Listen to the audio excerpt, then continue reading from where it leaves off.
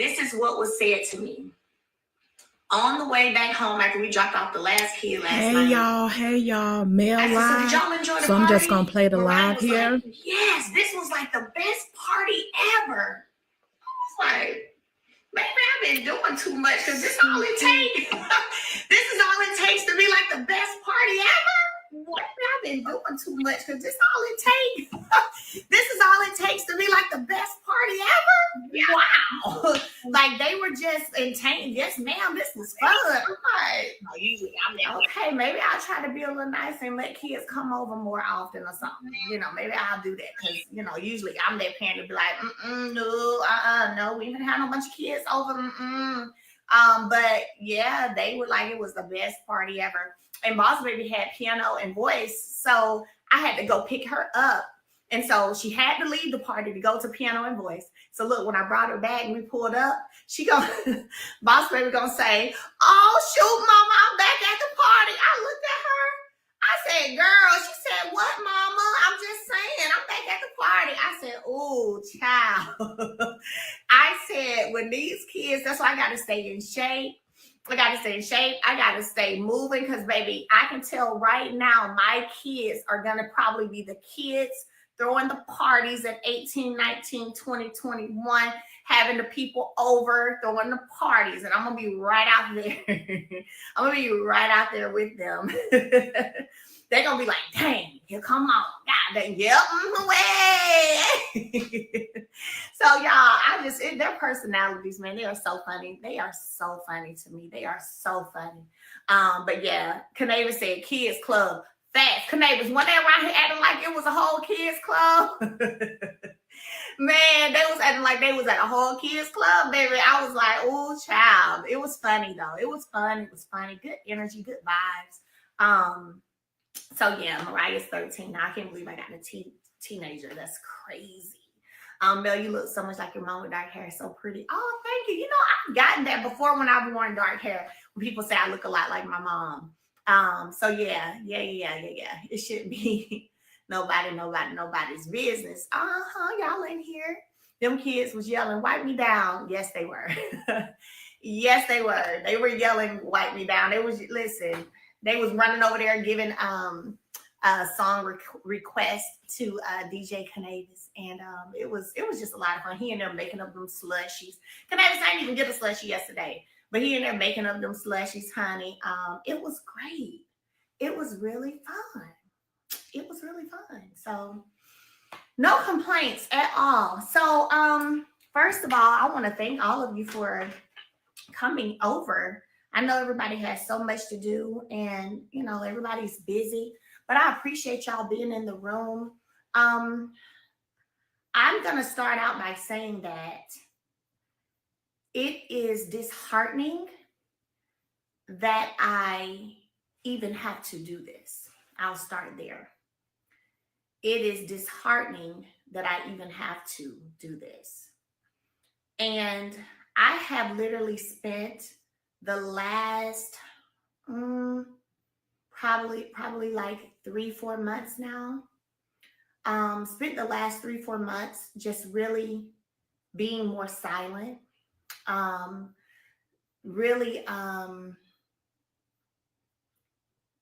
I feel like when you're silent, that's when you can hear.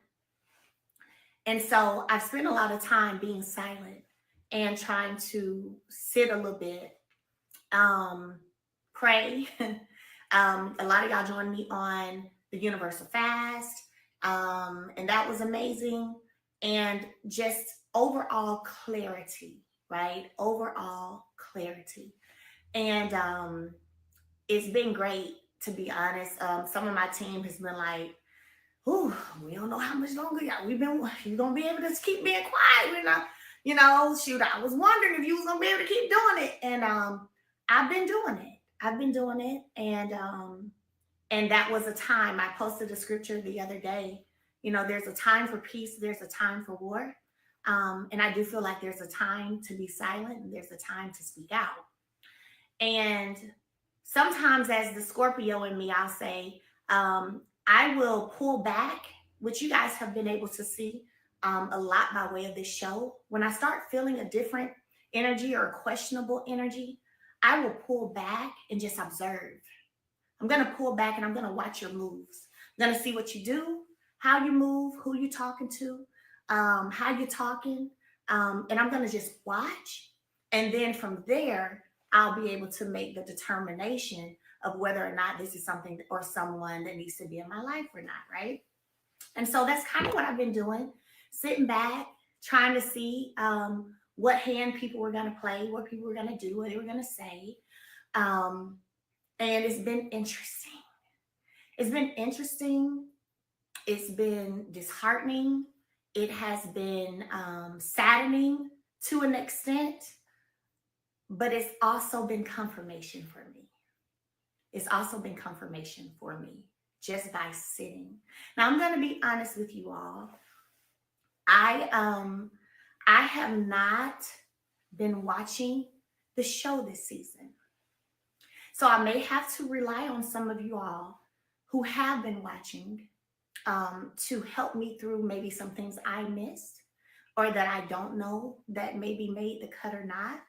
Because I just honestly, I've only seen clips here and there. Sometimes I'll scroll on Instagram and I'll see clips of the show and I'll keep scrolling because I don't want to see it. But sometimes I watch the clips that pop up on Instagram. And so I have seen some of the clips. I have not seen one full episode this entire season. So y'all probably gonna have to help me some. But I can speak to and attest to the things that I was a part of that are factual, that I know to be facts. So the first thing I'm going to do, I'm going to start out with, and I'm going to tell y'all this right now too. This is not going to be a back and forth thing. It's not going to be a situation to where I'm going to speak today and, oh, somebody's going to say something tomorrow and, oh, Mel's going to come back and say something else. I'm going to tell you right now, I'm not in the position, in the mood, in the realm mentally to do back and forth with people. That's not what I'm going to do. So I don't want you to think there's about to be some turned up anything because if anybody says something, Mel's coming back. It's not. I'm going to lay out the facts.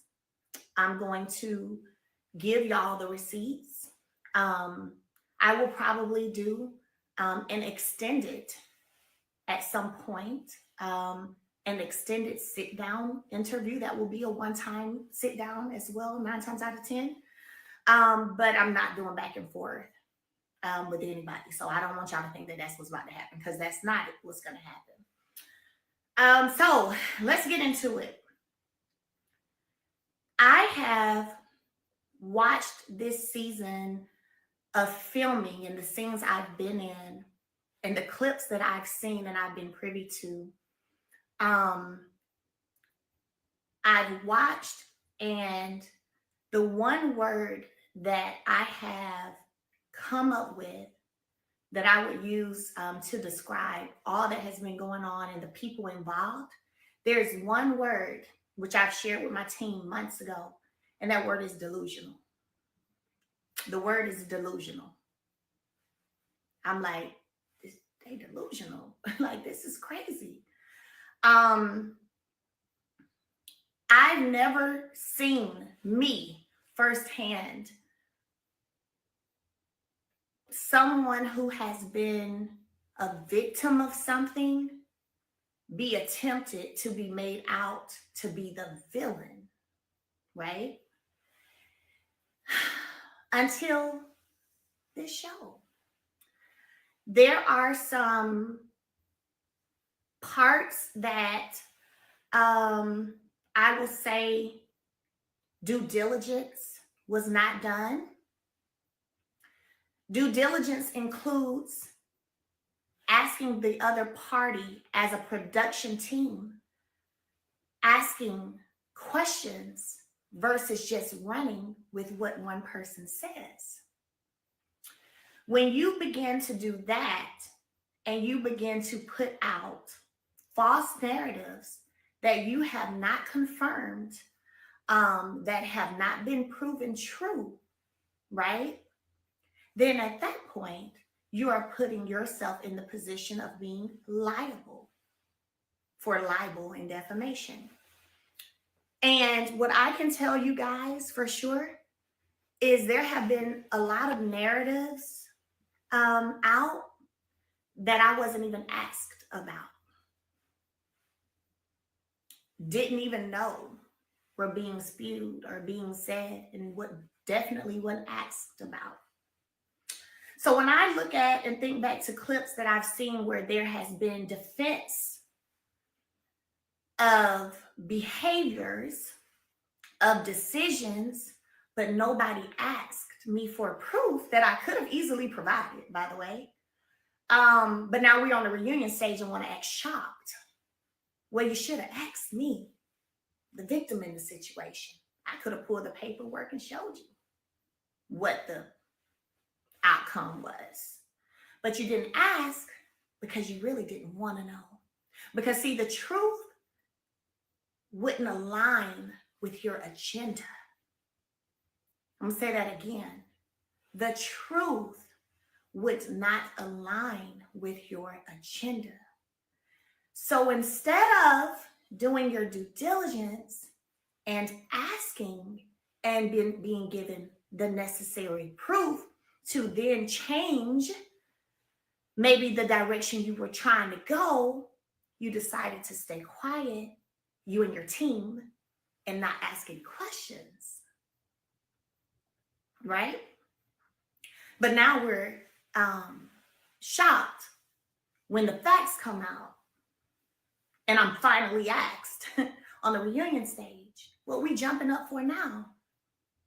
This could have been asked. I could have been told you. I could have been told you this. It's my, I can go pull the records. It's my documents. What do you mean?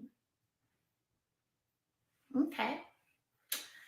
So that explains, this reaction for me explains why you guys felt comfortable to use this entire season of this show to downplay, to negate the facts, to run with things that, as you know, could have been true, could have not been true, but you didn't want to know the truth. And to build people up to think that maybe the other part was the truth. So everyone decided to have an opinion, but nobody decided to ask me what was what. Ain't that interesting? Then we get to finally another castmate coming out saying, oh, we've all known about this. It wasn't a secret. We all know. We've all seen, the guys have seen this video and they this and they that. Right? Now we hear that. So then it becomes a bet. It becomes a bet. Because if they have been privy to and knew all along what the facts were, what the truths were, how is it that y'all had no problem spending an entire year acting as if you don't understand why there is a separation? Why you don't understand why there's no conversation? And speaking of conversation, let's be honest. I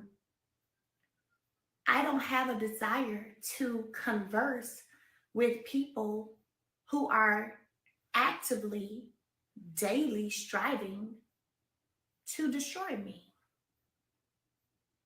It does not matter who you are or what we created together in the past. I have no desire to do that. So if it's not about my children, there's not a conversation to be had. So even that narrative, untrue. There is no, oh, Melody acts this way here and then she acts this way. No, Melody acts the same. Melody sits way over on another side, way over there, way over there, way over there. What are you talking about? So no, unlike a lot of the people here, I don't put on for the camera. And to be honest with you, I think that's part of the issue, is that I refuse to just put on for the camera. Will I attempt to be cordial? Absolutely. attempt to try to reconcile, depending on how far you've gone. That's the other thing. Depending on how far you've gone, how far you've taken it, and what true efforts you're giving. I'm open, depending on how far you've gone and what your efforts look like. Unfortunately, in this, what had been this situation for me, very few would be given that opportunity to be close to me again. Okay. And so there's no, for me, there is no, hey, I'm gonna be this way and then be this way. Nah, I'm the same. Every place you see me at.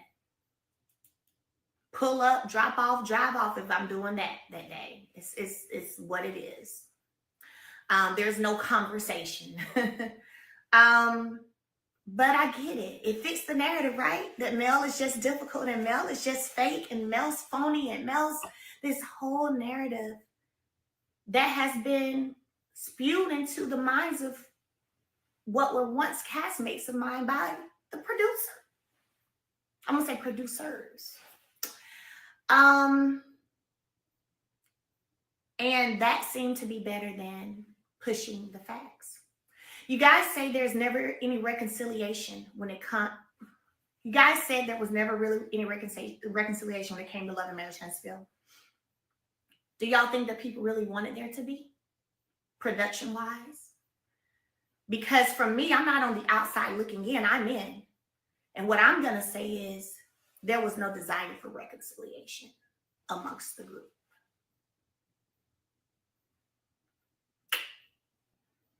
No desire for reconciliation. That's why when you watch television and there is conflict, there's conflict, there's a climax of the situation, and then there's a resolution, right?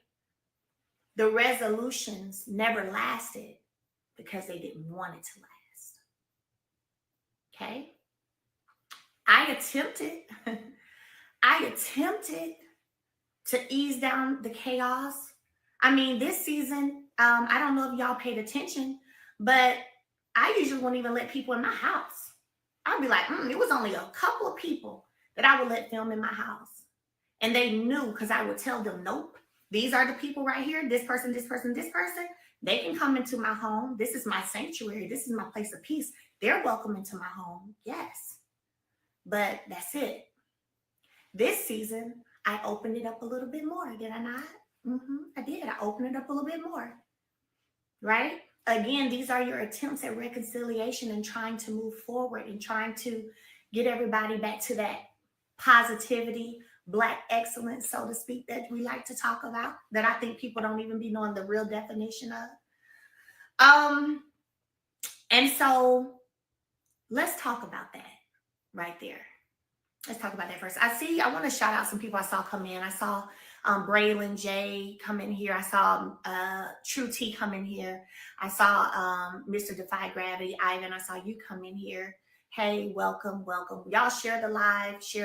And I'm gonna sit here and take this thing slow, because one thing that I've learned is some people lack comprehension skills, and they'll listen to something, and I have heard things that I said, and it became something totally different. I'm like, that's not what I said. What?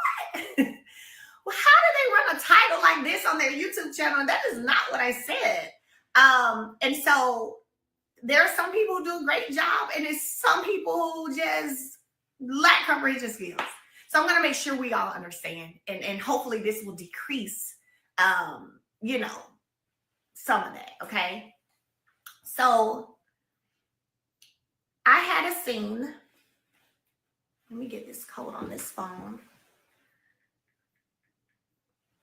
I had a scene, and the first thing I'm going to show you guys is just the start of a number. Right here. A start of a number. Okay? 256755, and I'm not going to say the rest, the last four. The date of this call was July 19th. Y'all see July 19th? July 19th. Okay, y'all see it? 256-755 at 1:34 p.m. Let me go over and show you how long the call lasted. Now remember, this is call number 2 on the screenshot from my Verizon phone bill, number 2. So let's scroll over and get to call number 2. That's 21 minutes. Okay? 21 minutes. Y'all see that? That's 21 minutes, okay? So there was a 21-minute phone call that happened. Now, let me show you guys this. So remember that, July 19th, 21 minutes.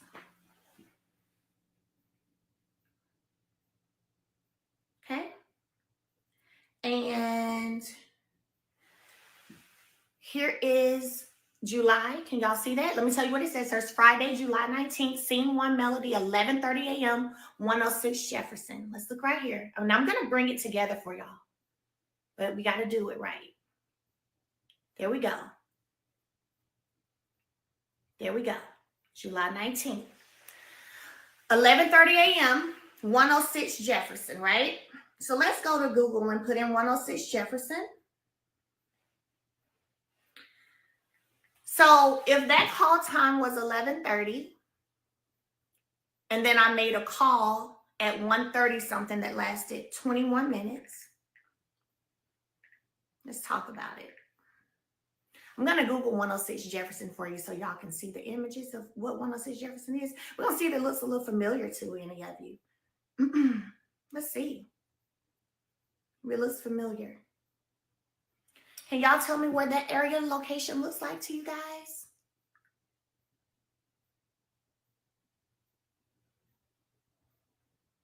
Can y'all see that? What space does this remind y'all of? Let me click a picture and make it bigger. This is the rooftop bar at 106 Jefferson.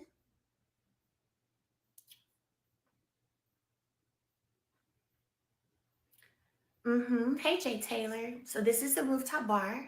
What does that look familiar? I'm looking for y'all. What does that look like? What does it? If y'all who've been watching, what does that look like? I see some of y'all got it right. Absolutely. So, yeah, y'all got it right. Hey, Miss Deborah, 69 and fine came in here. Yes, Miss Deborah.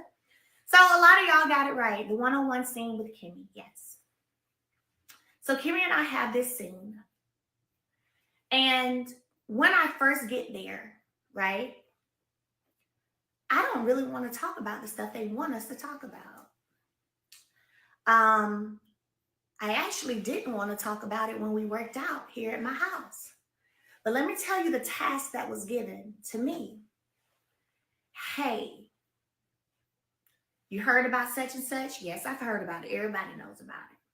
Well, none of them want to talk about it. And we ain't going to be able to not talk about it. So we need you to try to get her to talk about it. Because we can't not talk about it. It's everywhere. I'm like, but look now, if she don't want to talk about it, now I'll push a little bit, but I ain't pushing too much because I ain't doing it. But okay, I'll try. Great. So we had that here at the house.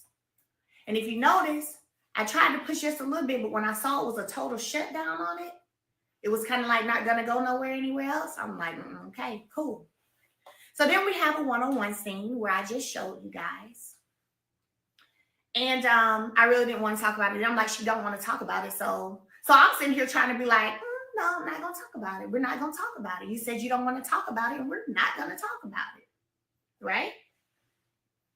But then the conversation continues to happen. So what I showed you guys was a phone call that took place that day right after. And I you know, the one who doesn't want resolution and who's like bitter and mad and angry and fake and phony and all this stuff. I called Kimberly and I said, hey, so I just want to let you know, girl, I do not care nothing about this stuff, no lipstick, no none of that. I said, production got me asking y'all this and asking these questions. I do not care. We talked for 21 minutes. I just showed y'all the phone call. Her response to me was, girl, I already know. I already know this production. I said, girl, yes. I said, honestly, I ain't even trying to do no drama for real. I wish we could get away from drama. We have a whole 20-something minute conversation. And I'm like, I don't care about it. I don't care about it. They're making me ask about it, but I really don't care. But you asked me in this scene not to mention it again. And I said, and I'm going to tell you what, you don't ever have to worry about me mentioning it again. And that's what it was. Conversation over, ended well, no problem, no animosity, nothing. See, that's how you get to resolution, right? As a cast. So that is why y'all then saw a scene after that where she was welcomed into my home, not just in my garage this time. Because we had such a great combo, a 21-minute combo that I just showed y'all. So I'm like, yeah, she can come out and say, oh, I told the production, I said, y'all know what? I'm going to make my rotel dip. I said, they used to love when I made my rotel dip. And I kind of want some anyway, too. So I'm going to make some rotel dip. I made rotel dip. Came to my home. We ate. She brought a bone to me. And even in that, I'm going to be real with y'all. I literally don't even be that mad for real about people. I know we've got to have conversations that somebody's got to tell it. I don't even be tripping on it like that. But it makes it interesting to me when I see a title of Melody is addressed about her double standard. I've never told anybody on this show not to bring social media to me. Never, ever. I've never done it. So if you want to say a double standard would be me saying, hey, don't bring social media stuff to me, and then I bring social media stuff to you. That's a double standard. I've never told people what not to talk about when it came to me. Never. Now, there was some conversations amongst other folks, but I never said what not to talk about when it came, because I always felt like if I'm going to do reality TV, I want it to be real. I want it to be real. I want it to be authentic, because the audience can feel when things are real and when they're not. They can feel it. You can tell, and that's what makes scenes not make sense. Whenever 1 minute people are about to fight, and then the next week they're all sitting up in a crowd together, bunched up like a bunch of peanuts in a bag. That's when it becomes to the point where we're no longer doing reality TV. And now you are trying to maybe just be actors and actresses. And I when I want to do that, I go learn a real script for a movie. I don't come to reality TV to do that. So I'm a little different when it comes to that. And again, I think that's some of the issue, but that's fine. So comes in, we eat, have a conversation. Actually, when the cameras go down, we actually stay longer. Now, I have cameras up there in the room because we sat in my sunroom. So y'all know the little area where you can, I've shown y'all before, you kind of look outside and see my backyard. You see the trees and all that. Well, that's my sunroom area, and I have chairs there. And we kind of sat in there and talked for a while. Just me and Kimmy. Camera's gone. We just chilling, eating, and talking. No problems. None. That's why after that, you then see us at the bachelorette party. No problems. See at the vow renewal. Got no beef or problems. Matter of fact, at the vow renewal, at the reception part, when I sat at the table, because I had a name tag on my table, Tisha, Marcel, Kimmy, Maurice, they all came and sat at the table. We were all talking. We were talking about the kids and almost being teenagers and all this stuff, having just good, positive conversation. There was no drama being had, just talking and chatting it up. Then, of course, I left when I felt like a boundary was crossed that I had already shared with the production that wouldn't be okay with me. So then I gracefully left. I didn't make a scene. I'm not finna go off and blow up. None of that.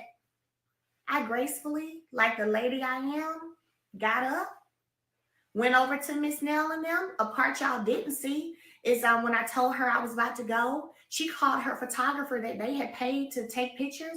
Hey, Melody's about to leave. Come over here and take some pictures with us. I took some pictures with them.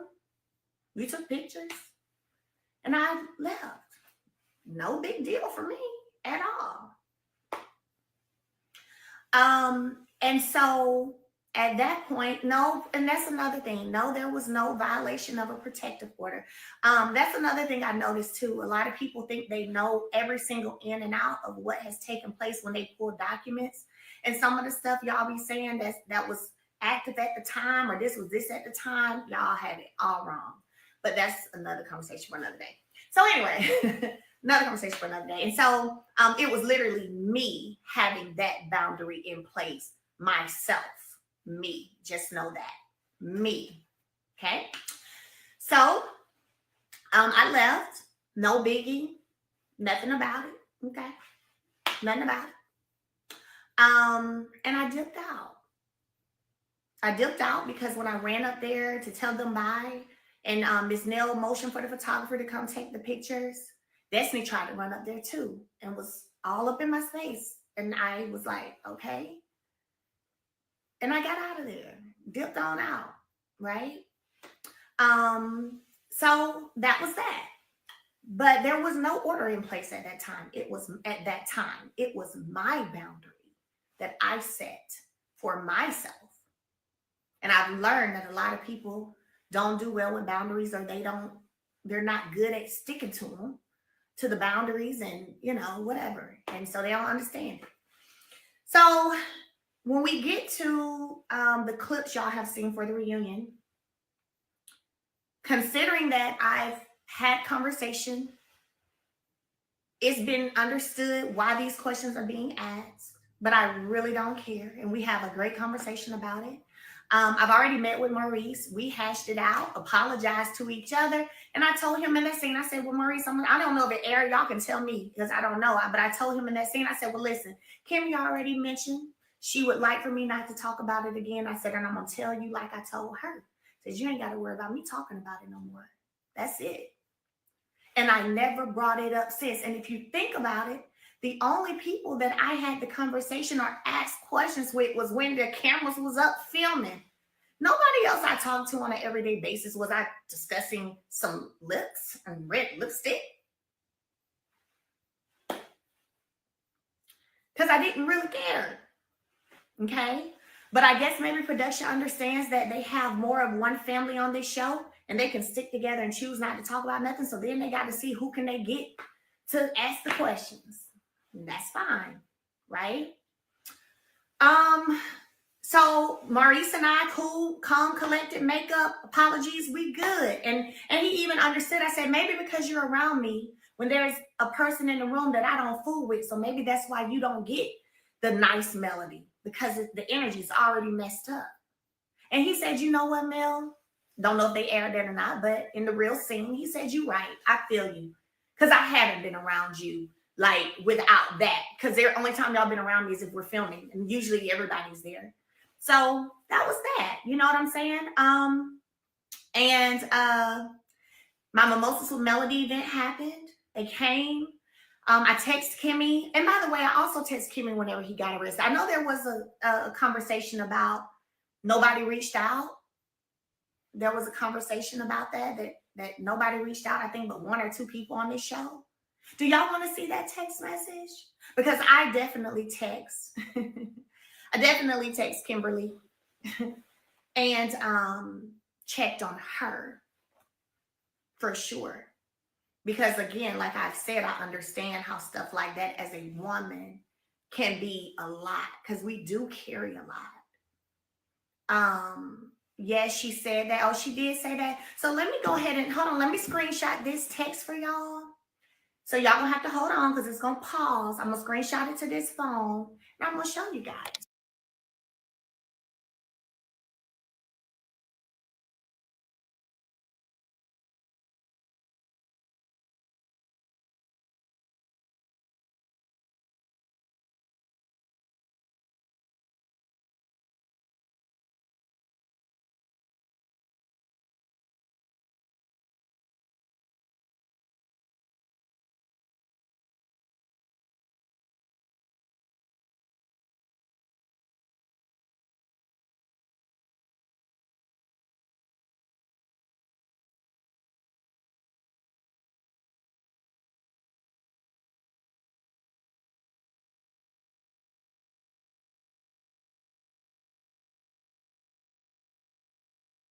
back. We back?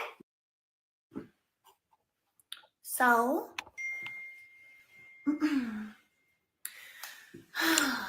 let's see. So let me show you guys this.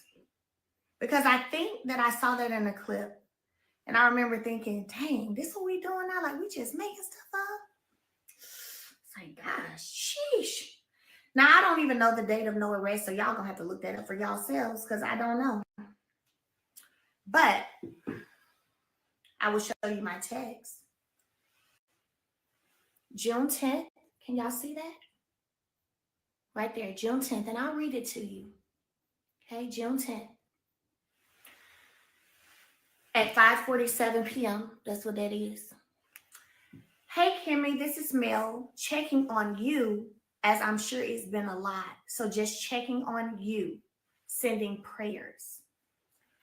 She wrote me back at 10 p.m. Hey, chick, I'm good. Appreciate you checking. Have a great week. August 3rd, I called her to invite her to Mimosas with Melody. She said, sorry, I missed your call. I'll be there. I said, hey, okay. I figured you might have been busy. It's for men and women. So I was inviting Maurice too. Let me know so I can have y'all a spot. She said, no problem. I'll tell him. Again, this is all after the whole conversations about any lipstick. That stuff is resolved. It's done, over, through, complete. And then August 13th, I text her, said, hi, Kimmy and Reese. Thank you both for coming out on Saturday. Hope you enjoyed yourselves. That's right here, August 13th. They came to my Mimosas with Melody event. I also sent her this video. She was with one of my millimeters, and my photographer, I think Freddie O, captured this. And I could just tell in this video that there was a moment those two had. I didn't know what it was, but I could tell there was some kind of moment. So I sent it to her, like they were hugging, and it was something. I just knew it was something. And anyway, she ended up telling me that the lady was a survivor of cancer. And so, yeah, they did have a moment, and I'll send it to her. And then I sent her this picture from my photographer. I didn't have to. I sent this to them. I said, going through all the pics and videos now. We'll send you some throughout the next 2 days. That's me. That's what I said right there. Send her that. Freddie O took it. She said, good morning. Thanks, Mel. I said, good morning. Y'all look so nice. That's me right there. Good morning. Y'all look so nice. She said, thanks. Right? She said, yeah, the pics came out really nice. That lady I hugged in the video was a 30-year breast cancer survivor. That's her right there. She said the lady was a 30-year breast cancer survivor. So again, here we are talking. There are no issues. What? Okay. Then we get to October. Nothing happens in between that, just so y'all know. The vow renewal is the finale. I was sitting at the table. They came and sat at the table. We were all talking about kids and stuff. All good. Then the reunion happens. And for one, I thank God for my team, because my team is like, they're not about to let me cut a fool, no way, and get out of character, because I got too much going on, too much at stake. They gon' prep talk me every time. Hey, all right, listen, you go ahead and keep your calm now. Don't let nobody come. They may come. Don't let nobody come for you, and don't get you out of character. I'm like, I was like, I'm not. Don't worry, I'm not. So then we get there on the stage, and there's this whole different energy that's totally different. I ain't gonna lie, if I can be honest with y'all, it shocked me, and it's really sad. It's super, super sad, to be absolutely honest. It's very sad. That's all I say. It's very sad. And I'm sitting there, and I'm listening at all this vitriol that's coming out with somebody who, and this is why, again, I say y'all don't ever see any resolution. Because people put batteries in people's backs because they don't really want resolution. They don't really want resolution. How beautiful would it have been to have kept the real? Like, the real is what the convos is happening on these phones. The real. How beautiful would it have been to have kept the real and y'all have been able to see, you know what, all that happened this season, but man, look, that's dope. That's dope. Like they good. They good up there. They straight. How dope would that have been? The real. So instead, we got all this rah. And I'm not fixing to really be rah. I'm gonna tell y'all right now, I'm not gonna be rah with folks. I'm not doing it. Did I run off any stage crying? No. Did I shed a tear on that stage? No. Did I almost shed a tear on that stage? No. I don't know where that rumor came from either.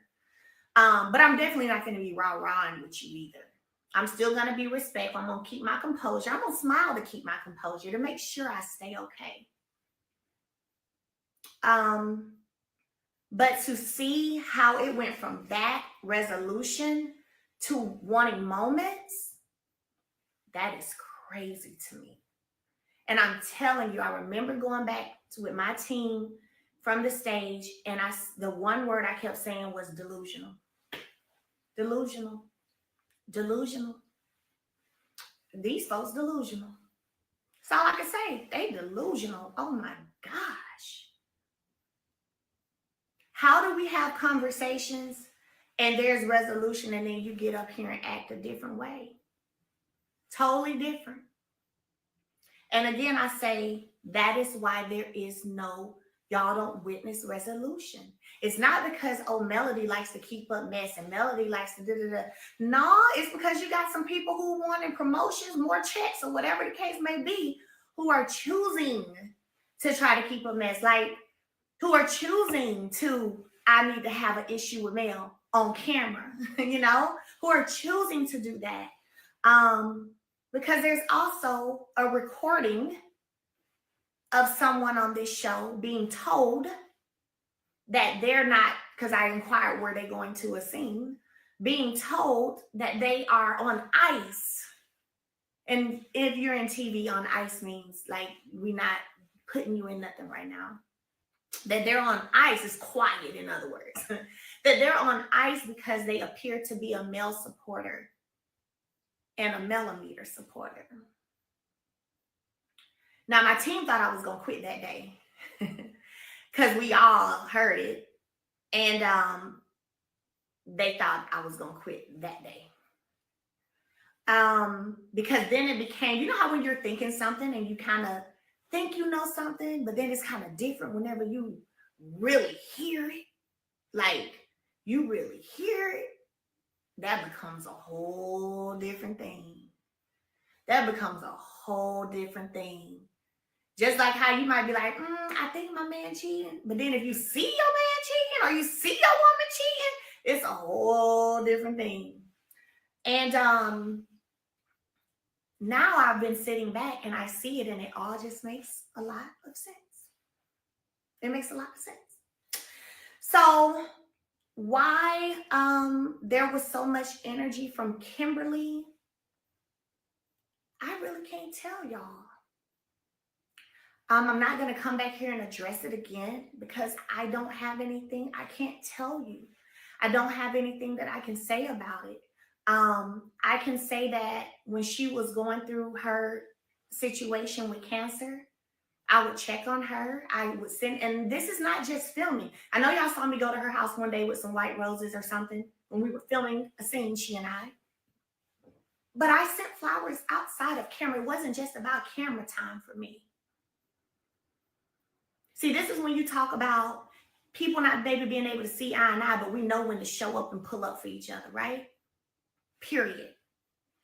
So I sent flowers just because I'm like, let me put a smile on her face, and she probably, she's got a lot she's going through.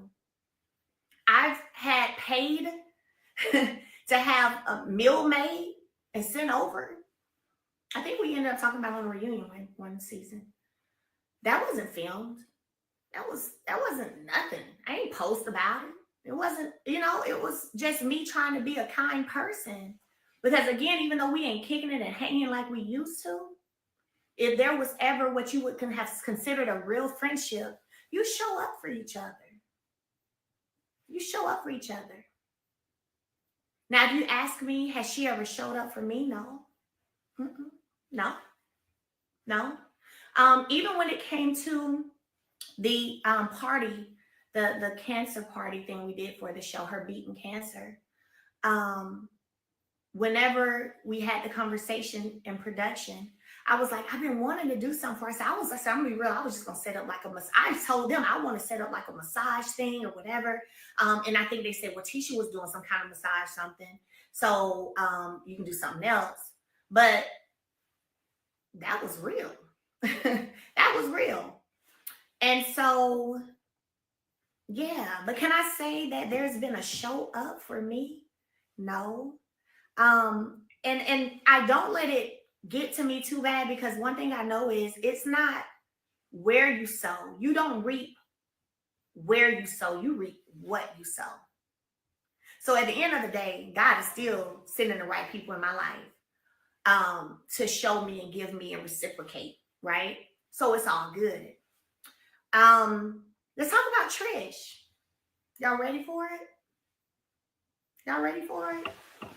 Oh, let me get a sip of my grape juice, baby. We taking this thing low and slow, and slow and low and low and slow, because I need y'all to know the facts and I need y'all to comprehend it and understand.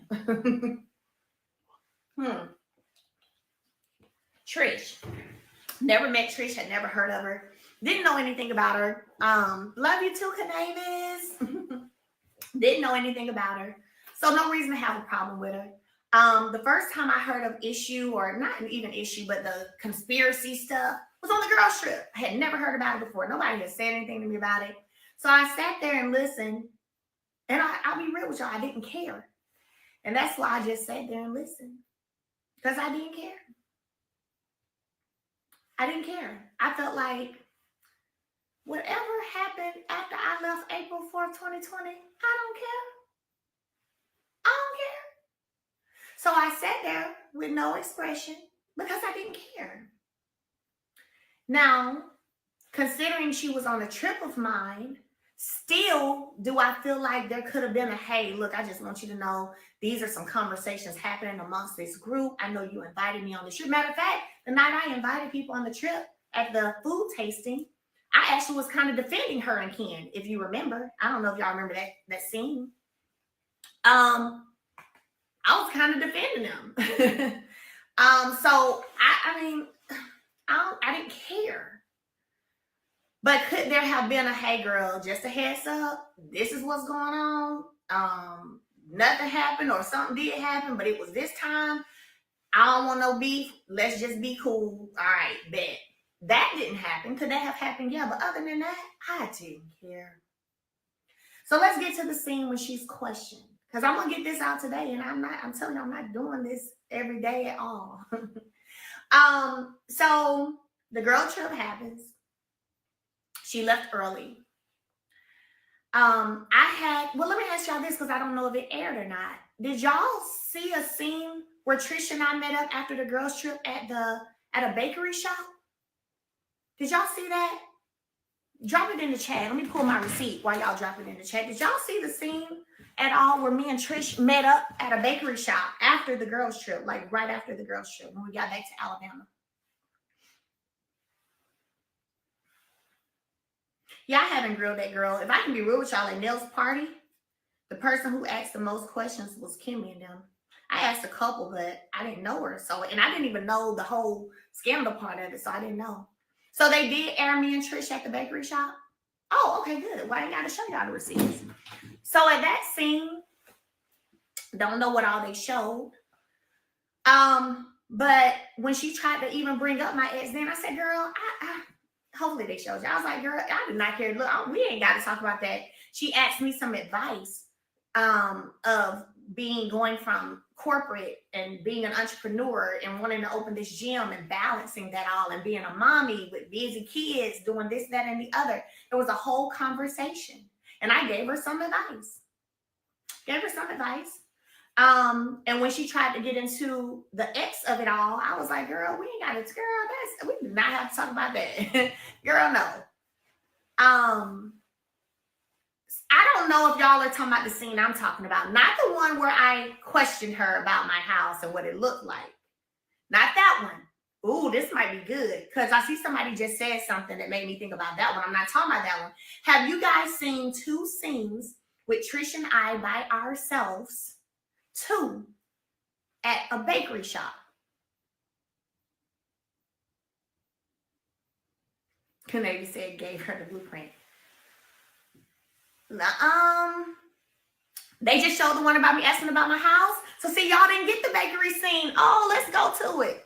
See, now we get somewhere. So y'all didn't see that one. You see the scandal of it all, the painting of the picture of it all. Let me pull up the receipt. I think I already texted this one to this phone. So y'all didn't see that one. Only one. No, there was one before that one, guys, right after the trip. Let's go right here. So this one was, y'all know the girls trip was in March. This was April the 5th. Friday, April 5th, Melody, call time 4:30. The location is the Moon Bake Shop. Let's pull it up and y'all can tell me if y'all saw it. The Moon Bake Shop. So y'all didn't see that one? Dang. Wow, they wanted it to be a problem with me and that girl so bad, didn't they? Dang. Maybe because I didn't give a care in the scene. And I was like, girl, Girl, I do not care about that. Maybe they ain't like that. So the Moon Bake Shop, here's what it looks like. The Moon Bake Shop.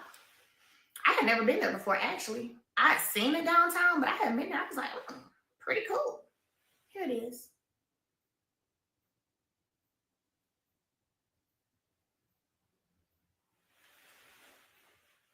This is what it looks like on the inside. See that? Did y'all see that? That's what it looks like on the inside.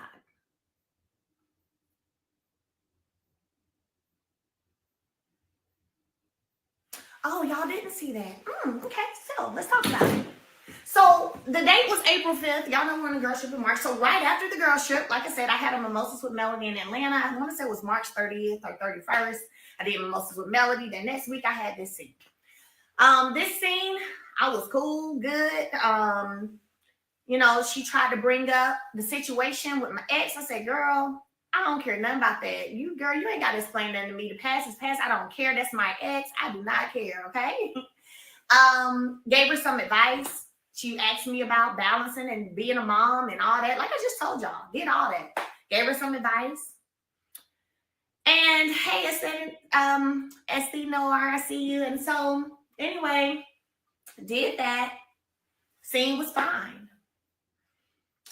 And then I had another scene after that where it was look, we can't seem to get the truth out of this girl. Because again, let's be clear. I'm one of the strongest characters on the show. Actually, I'll say I'm the strongest character on the show and have been for a long time. So we can't seem to get full answers. This time frame is just, we're getting different things. Can you try to get the facts? I was like, okay, sure, not a problem. Sure. So then you see me sitting there smiling and asking questions. So what color was it? So at nighttime, so did it mean a deer? You said almost hit a deer. Oh, deer come out at night, girl. It must have been nighttime. What about the driveway? Was it a long driveway? Was it a steep driveway? Well, what road did you go down? I mean, listen, I ain't gonna lie, it was funny to me. I'm not gonna lie. That when I finished that scene, baby, I was cracking up the whole way to wherever I went to eat after that. Because that's usually what I'm gonna do after the scene. I'm gonna eat some good food. But literally, it was like I had already had a scene where I didn't even want to talk about it and didn't care at the Moon Bake Shop. But typically, they do go to the strongest people. You can ask any, if you have friends or you know people on reality TV, ask them. They're going to go to the strongest person to get the answers to stuff they can't get the answers from nobody else. Just how it goes. It's what happens when you're the reality TV queen. Right? So, all right, let me go ahead and have some little fun with this girl. Gonna ask these questions. So, girl, what color was the house? Which house was that? Oh, that was the lighter house, the dark house. Did you go up by the hospital? No, not really. Okay. Well, how was the driveway? Okay. And I'm smiling like, oh, because I'm giving y'all what y'all want. Y'all want some facts. You want to know what the time frame span? What? Let me help y'all out since y'all need my help. Never pressed about what or who happened after I left. Never. That's why you saw the no phase when it came to the girls trip at the table and it came out. You saw, well, they didn't show you me at the Moon Bakery.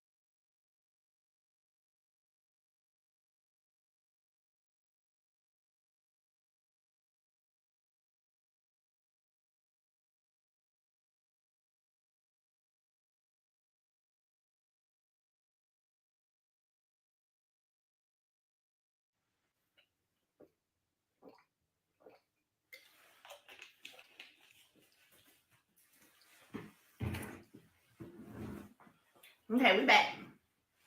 Y'all know Instagram only gives us, I think, an hour.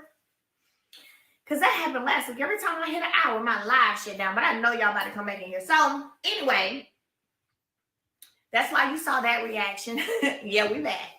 That's why you saw that reaction. So, share the live again. Click that little arrow at the bottom and share it. I think after an hour, Instagram, though, it just closes the live out. But, the Moon Bakery shop was a nonchalant, not care. Yeah, I'll give you some advice on, how you can make this work and happen when it comes to going from corporate America to being an entrepreneur. You want to try this entrepreneur thing. I gave some advice, but they didn't air that one. Then we had can you get some truth for us? Because she don't like to tell the truth. It seemed like the stories seem too conflicting. Can you get some truth for us? And so, all right, I'll try. I'm like, I'll try, not a problem. I'll try to make it happen. That's part of being a team player of a reality TV show, y'all. So I would never, ever let anybody try to paint me out to be difficult to work with. I pull up and show up when I need to pull up and show up. Yeah, I would never allow anybody to do that. I have too many other people outside of this show, fortunately, that I've worked with who all agree that I'm very nice and easy to work with, right? So whatever. So that was the whole Trish thing. Now, whenever the situation and conversation happened with Kimmy and I here in my home when we were eating Rotel, I told her then that at first I don't know her to have a problem with her. I don't know her.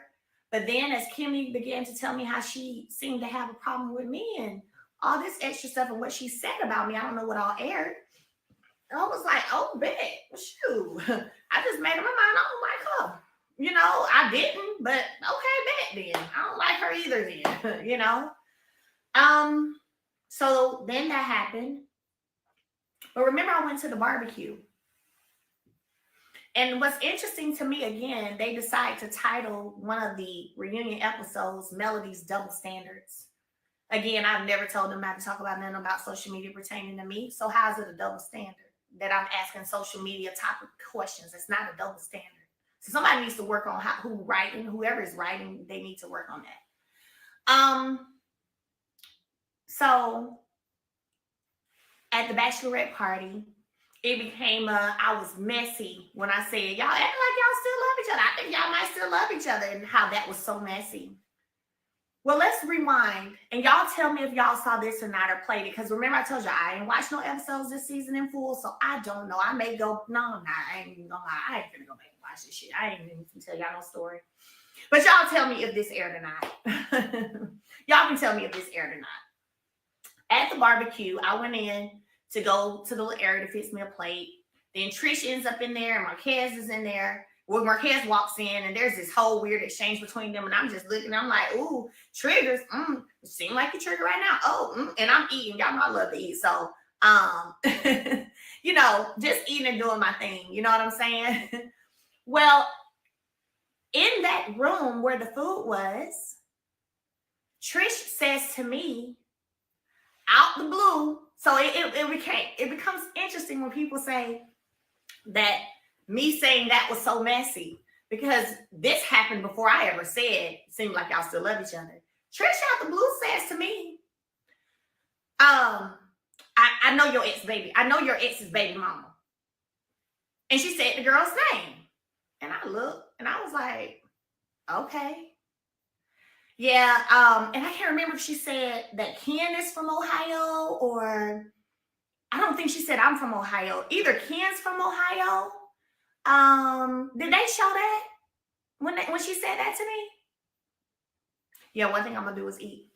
Out the blue, she says this to me, and I was like, I don't know if she's supposed to be putting me on the spot or if she's supposed to be whatever. I don't know. And I was like, okay, all right. So later, you got a big problem with me because I said it seemed like y'all still love each other. Now, that's a double standard to me. When you feel like you can kind of throw some stuff out there and be shady, but you don't want nobody to be in the game and play with you. So I don't remember who. I don't think, unless, because I think Trish went to high school here. So unless Trish moved here from Ohio at some point, again, I don't know these people, right? So unless he moved here at some point, or she moved here at some point, or Ken, I don't know. She says to me, out the blue, on the camera, in that room where the food is, that she knows, is friends, knows something. She said, I think she said knows your ex's baby mama. And she said the girl name. Maybe that's why they didn't air it, because she said the girl name. And I was like, okay. And she either said she was from there or Ken is from there. I was like, okay. So we all got mutual friends. And I said, okay. No big deal. So what, right? I was like, okay. But then you got all this smoke because I said it seemed like y'all still love each other. But now I'm just so messy and I'm so, and that is why y'all at the Bachelorette. My thing is like, well, if I'm messy, everybody up in here is messy. Everybody being is messy. Like, what? You want to bring up a mistress from my prior marriage talking about you know her out the blue and y'all from the same spot, or your boyfriend from the same spot, whatever it was. But I'm messy, girl. Everybody messy then. Everybody messy. So that is how that happened. Y'all didn't hear that? Oh. Like I said, maybe because she said the girl's name, because she definitely said her name. And so maybe that's why they didn't air it. But anyway, yeah. So for me, when it comes to Trish, I feel like she has also, unfortunately, become, it's funny, I just saw somebody say puppet. One of the puppets, flying monkeys for the puppeteer. Okay? Because there's no reason for us to have anything going on. And I didn't make it one. I did try not to make it one. At the table on the girls' trip, I just sat there like, okay. Met with you after that, gave you some advice, told you, girl, you ain't got to explain nothing to me. You ain't got to bring him up. You good. I don't even, no. You know what I'm saying? So try not to make it a thing. But I guess production wanted it to be a thing. And you fell for the okie doke, baby girl. Like so many do. So there's the Trish thing, y'all. Since then, let me see, the vow renewal. I don't even think she and I talked at all at the vow renewal. And then at the reunion, neither, honestly. So I haven't talked to her, seen her since, and I probably never will talk to her, see her again. So that's amazing. So that's that situation. that is that situation. So God bless her. And then and of course y'all know I don't know Ken at all. I've only been in a couple of scenes probably with them. And honestly, she didn't want to come to my mimosas with Melody, man. She didn't have to come. I just production knows I'm particular about people I allow to come in my home. They know that. They know I'm particular about who I allow to come to my events. So if I say yes, this person is invited, this person, that's because I don't have a problem with you. For me, I don't. Like, I'm pretty good. I may not look at you fully all the way, but for the most part, you can come to this, you know. So I said, yeah, Ken and Trish, yeah, of course they can come. Again, I'm not seeing or knowing all of these different conversations that are happening. So I didn't think that was an issue. So they came to Mimosas with Mel. And even that, there was no drama or beef there either. So anyway, no drama or beef with her at the reunion either. Anyway, not with me anyway. So there's that. Now, let's get into the last thing that I'm going to get into.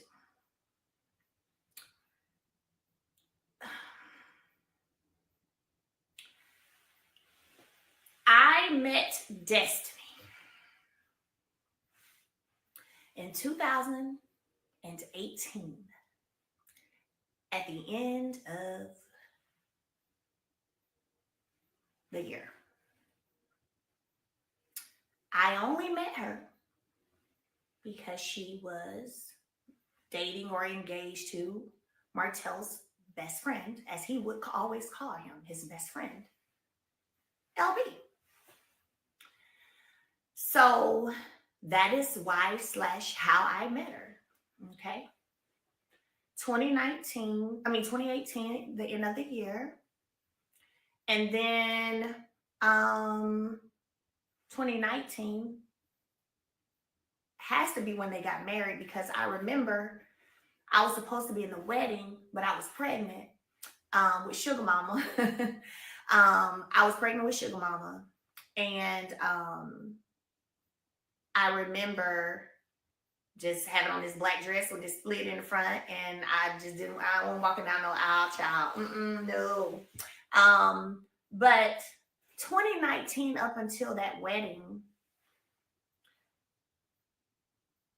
I hadn't been around her that much, but anytime I had been around her, it was always couples, meaning it was her and LB, me and Martell, or her and LB, me, Martell, Nell, and Chris. You know, like, because we would host stuff all the time. We go barbecue. I'm gonna cook. I love cooking. I'm gonna cook. You know what I'm saying? And people would come over, whatever, right? And so I never hung out with her privately or without a couple situation where we're all there.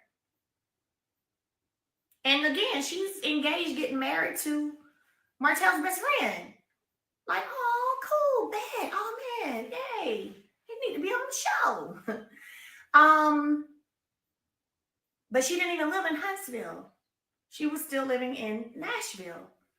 I'm in Huntsville with 2 children, pregnant with 1, and a husband, and businesses, and filming a new thing in life, filming a reality TV show. I never went up there to hang out with her. She never came down here just to hang out with me. No.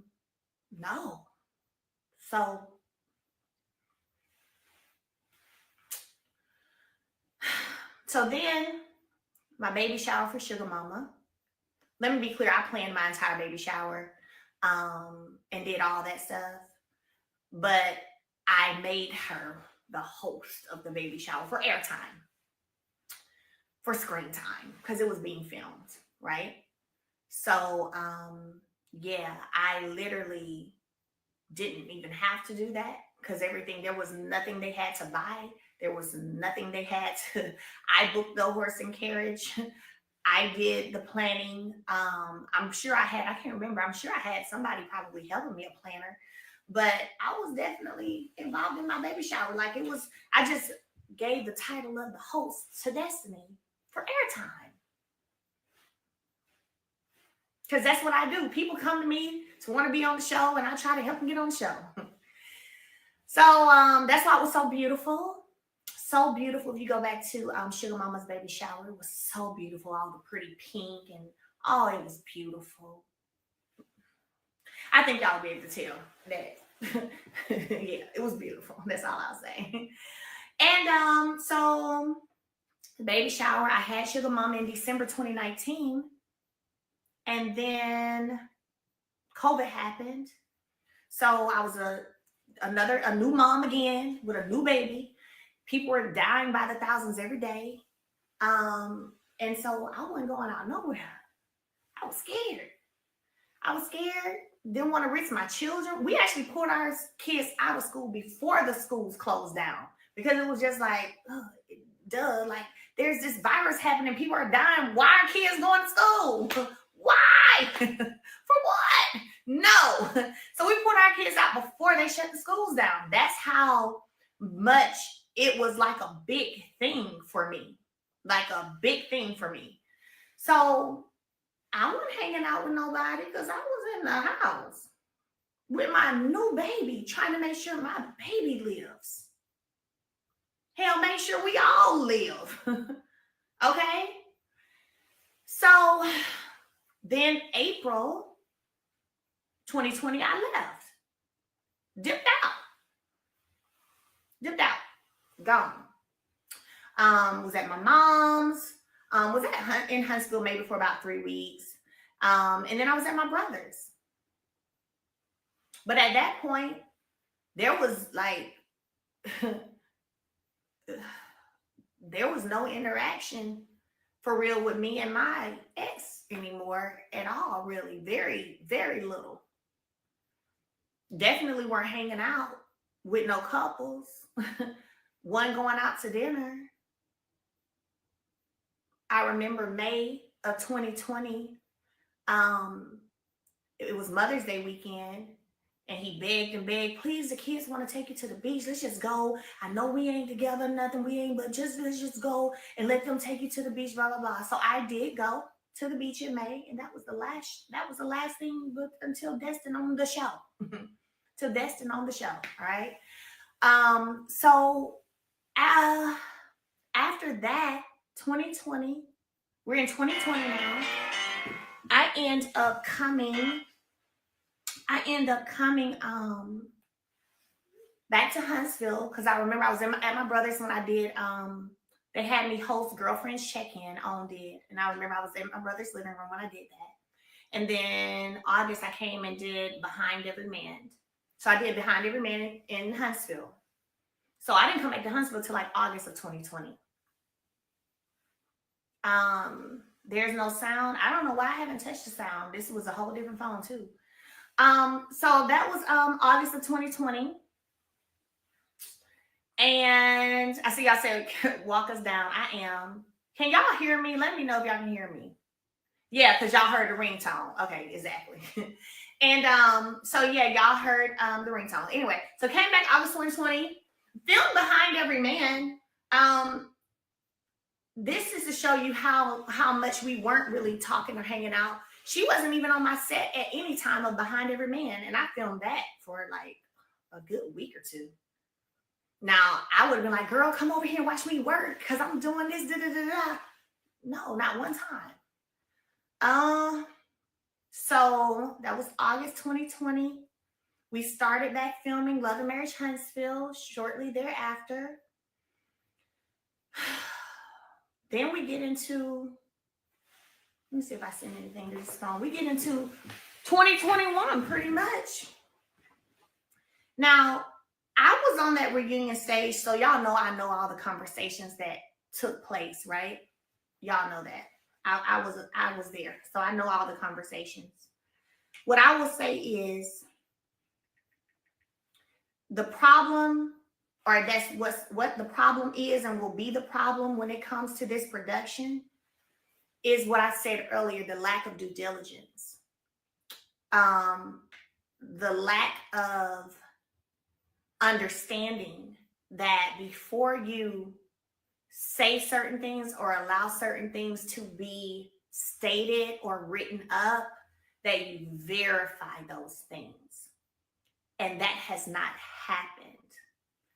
So when you type up words that are buzzwords, that are damaging words, and you have no proof of that, because it's not true. So you have no proof of that. You didn't do your due diligence on that. And you didn't leave that shit on the editing floor. And then you also wrote up a synopsis and put it in writing. You a fool. I'm going to call you right. I'm going to tell y'all, all y'all a fool. Y'all some fools. But I appreciate it. But y'all some fools. So, anyway. We've gone through 2020. I did send some messages. Good. Let's get into 2021. Okay. Now remember, 2021, October reunion 2021 was when she got on that stage and was like, I haven't talked to her, so I don't know where our friendship lies. So what I'm trying to understand is, when could we, so you're saying your husband's best friend and his wife wanted you, and all this while you was with your husband, like, what? I'm sorry, but what? What? Now that's what you're saying? Because I wasn't around Martell anymore for real except filming, but after 2020, after I left. So when? This is insane. Because I'm sure when you marry, you would have been like, oh my gosh. So when we were hanging out with him today, let me tell you, LB, I just really felt like da-da-da. Ain't that what you would have probably done as a wife? Because you met us through him. That was your husband. I didn't know you. I met you through LB. So I would think that if there was a situation where you felt something, you've been like, LB, I don't think we should go around there anymore. I feel like they're trying to get me. Oh, they want me. What? And then after that, you never would have been able to be alone with me and Martell at all anyway, because I wasn't even talking to him. After April, May 2020, the only time you saw me was on the scene. On a scene or a kid event. So when? When? But I ain't coming too hard for you right now. I'm coming hard for the people who type that shit up. And all the people, every one of you who laid eyes on that and approved for that to be put in a title as a synopsis of an episode. That's what I'm here for. That right there, like I told y'all before, we can talk about the puppets all day, but we're going to go for the puppeteer. Period. Because you had every opportunity. The way you cut me and Trish scene at the Moon Bakery was the same way you could have cut that mess out, because you don't have no proof. Now you failed to do your due diligence. And you got this written up. And you think I'm going to let my legacy be tarnished like that? Over some bullshit? Nah. Not going to flow. Not going to flow. So, the reunion was in October. Okay.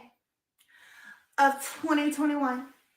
When the girl says she can't get in touch with me, I don't know what our friendship like, because da-da-da. Now, I just want to know.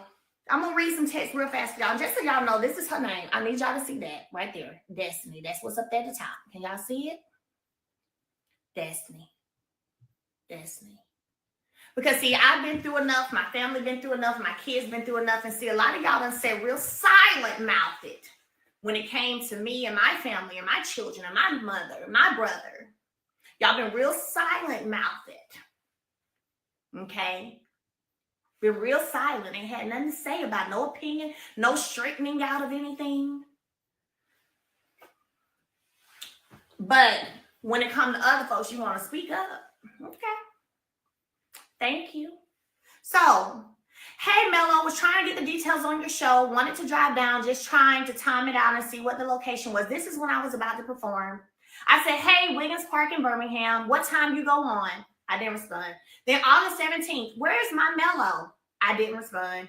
August 18th, sending you hugs and kisses. Can't wait to see this video. Let the haters keep hating. At least you're doing it and they have no clue what it takes. Love you and keep on pushing like I know you will. So I wrote her, hey, chick, morning. Girl, I'm good. I'm not worried about these folks. Blessings keep coming my way and they can keep watching from the what sidelines. This is real text right here. I'm reading. Okay, this was July 31st, 2021. I'll be there before 2. Some cancel on me last minute. I have to take him to a sitter after she finishes my makeup. Okay, cool beans. Dropping him off now. Unloading his things. I'm 3 minutes of the road. Okay, we are leaving till 2:15. I'm here. Do I have time to grab something to eat? I have food being provided on the RV. Just talk. So she wanted to ride with me in my RV to a performance I had to do. That was in, I think, Tuscumbia, Alabama, maybe? I think it was Tuscumbia, Alabama. This is July of 2021. June 29th, I got to text you. Good, love. Yes, ma'am. Thank you. How you doing? I'm tired about the shower and lay it down. Here's me. Oh, we are in Nashville. Went to the mall, ate, just checked into the hotel. We're hitting the indoor water park tomorrow.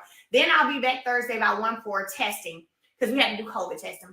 Okay, y'all be safe and have fun. Next time, let me and Law come. Let me and Law come or no. Let me and Law know. We may head down. He loves water. This is June 2021. So I'm reading that to say this. Oh, I got another one I did that I screenshotted. September 12th, 2021. We need some girl time, Missy. September 17th, 2021. I guess I have to stalk your ass to see you because I ain't responded. It's 5 days went by and I didn't respond. September 17th, 2021. I wrote her back finally, said, hey, I was so busy and then now I'm on this girl's trip. Def can link when I get back. She said, okay, boo, I just miss you. I said, I had the kids last week and everyone was sick. Then also trying to get the house together. It was just a lot going on, girl.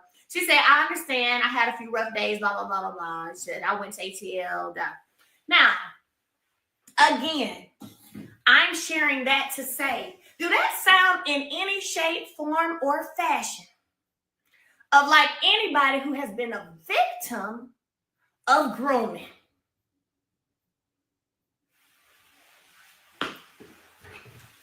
Because why you want you and your son to go with me and my kids to a water park, baby girl, if I have it inappropriately come at you?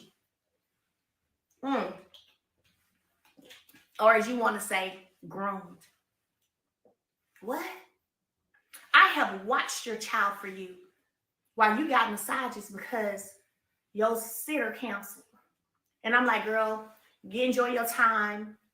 Enjoy your time. I'll drive around the neighborhood and just go in circles if I need to so you can get your massage. Like, don't cancel. Get your me time. Don't cancel. Okay?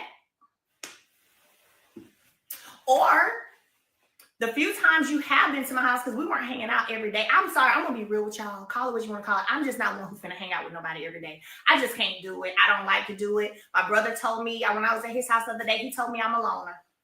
He said, you a loner is what you are. I said, you think so? He said, mm-hmm. And he said, but I'm a loner a lot of times too. But yes, girl, you a loner. I said, well, you think it's because I grew up as an only child, so I don't need a lot of people or something? Because I just,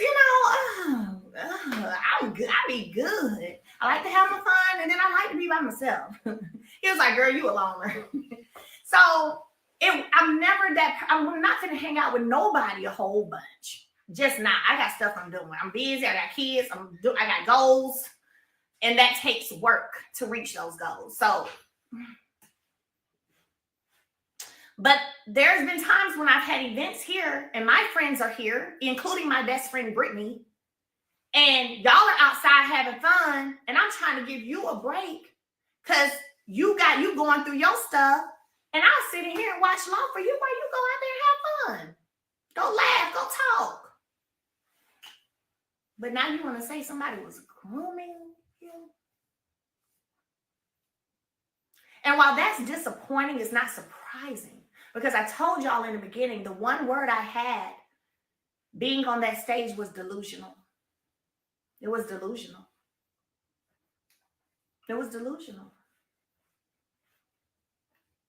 My biggest problem, though, is that the production team decided to not chop it on the editing floor and to put it in the synopsis of the title of an episode.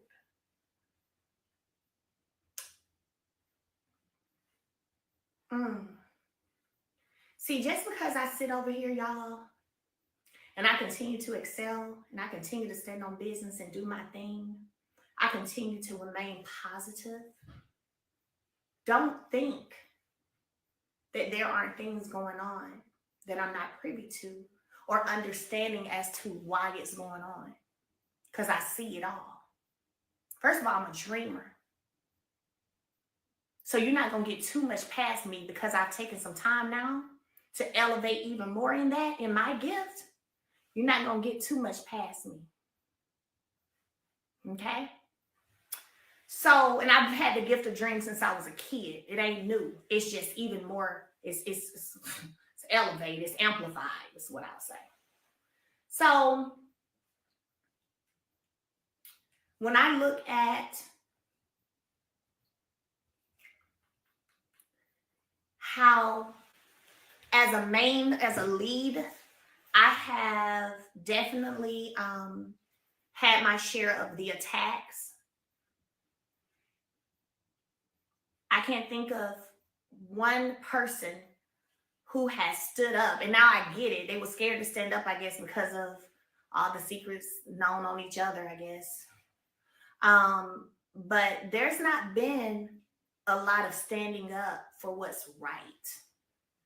Now we're talking and people are saying things because they're being attacked. It's too late. I don't care what you got to say now. It's too late. When it mattered, you were silent. When you could have said something, you were silent. But you chose to allow this single mother who was a damn good wife, who walked away from a cheating husband, to be attacked and made to look as if it was her when you knew the facts all along. Could never respect it. Because see, even with everything that's been going on, I still maintain a certain level of, maybe it's my heart, I don't know, but when I get a phone call or text, hey, I need some advice, can I talk to you? This was December, maybe 2 years ago. Yep, give me a call. I still got on the phone with you, gave you some advice. Still heard what you had going on and gave you some advice. And to this day, ain't shared what the conversation was about. And I won't. And I won't. Because you asked me. And I won't. Not a problem. But y'all sat silent and chose to double down on your attacks, knowing it wasn't right. Knowing it wasn't right. Knowing all the stuff you already knew that was real.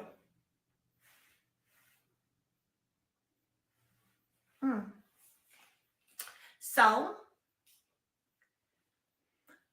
there's a thing called workplace retaliation. And it's a legal terminology. And it's legal terminology. And when you're asked something and you do not move in the way that your superior wants you to move, and then they begin to retaliate because of that. I'm going to ask y'all this question. Do y'all feel like I've been attacked this season more than any other? Do y'all? I want to look at the comments. Do you guys, again, I've always had my fair share of being attacked. That's fine. You know, I've been taking it with, taking it. It's all good. But I want to talk about this season. Do y'all feel like this season I've been attacked more than ever?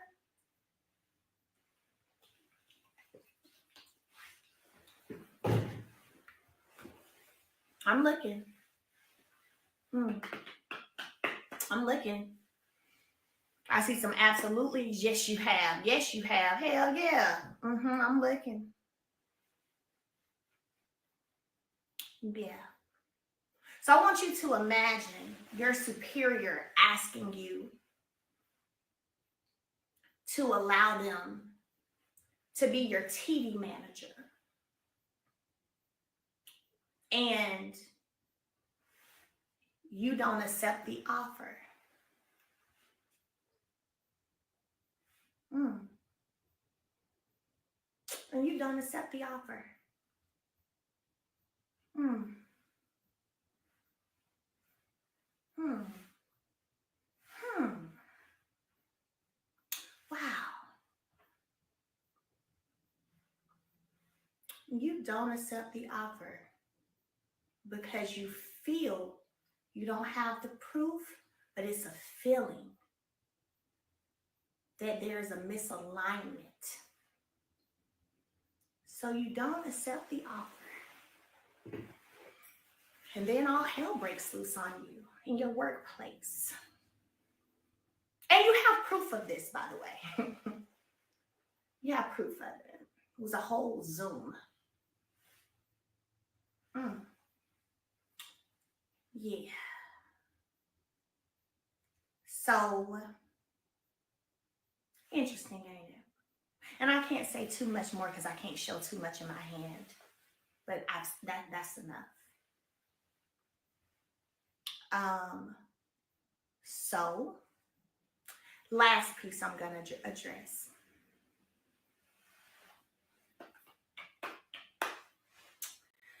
Last piece I'm gonna address. Yeah, I see y'all saying, wow, yeah. And I've held this. And still walked around with my head held high.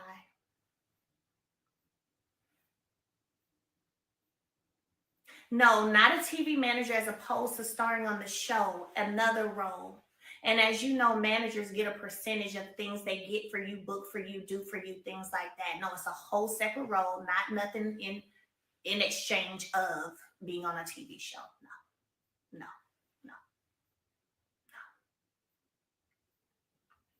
no. So, yeah.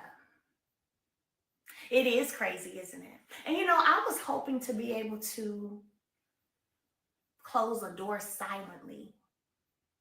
I saw Queen Sheba in here. I know she likes to say that silently, quietly. But I guess God said no. Because the continued disrespect, disregard, lies, nah, nah. Ain't gonna be able to just do that.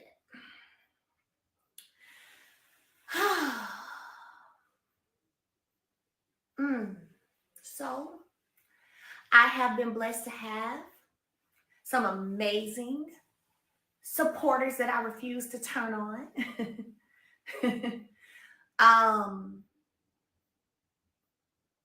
In an attempt to further isolate me, by the way. And I refuse to do that too. And I won't. Because the fact of the matter is, the mellometers, are critical thinkers, highly educated women, and who have been seeing, and this is without me telling y'all nothing. Y'all, this y'all first time hearing all of this. And that's interesting because people be like, they got special meetings, they got they're a cult, and I'm like, special meeting, why I don't get invited in? Where's the memos, the meetings, the minutes, the something? Who's hosting them? Are they via Zoom? Are we meeting up at another state? Like, what is going on? How is this happening? So I know a lot of y'all about to be really upset because I have not shared a lot of what I'm sharing. This y'all first time hearing it. Y'all first time hearing it. But yeah, I refuse to go against. Why would I? Why would I do that? Why would I? When I've been over here knowing what's been going on and I just been holding it and keeping it. But they've been riding for me because they're intuitive, because they have common sense and they've been seeing the writing on the wall without me telling them. I just sit back and be like, there go them critical thinkers. Yep. I ain't said it yet. I will when I get ready, but they dead on the money. Yep. So we have a whole season about an internet group. And it's discussed a whole half of a season. And then as soon as we discuss other people's stuff on the internet, it's a problem. Interesting. But I have double standards. Okay. All right. Last thing, Nell and Chris. Nell and Chris. Listen. I am in a season of my life where I only want people in my life who reciprocate. There is no gray area for me. It's black or white. It's black or white. It's no gray. People wanted to know, well, why she asking Chris this if she don't care? Because that's supposed to be my friend. That's why. They ain't got nothing to do about caring. It's about, let me check some heart posture and some morals around the people I got around me because, I don't know. I need to ask a few questions because this might be, So it wasn't because I cared. Not about not about whatever happened. It's about you who's supposed to be my friend. That's it, and that's all. Right? So,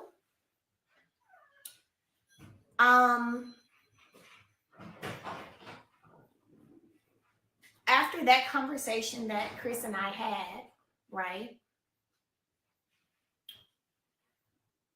I know because I saw the clip, there was a confessional about whether or not she was going to come to the Avenue, about whether or not how I answered this. That's messed up. No, that's real. That's real.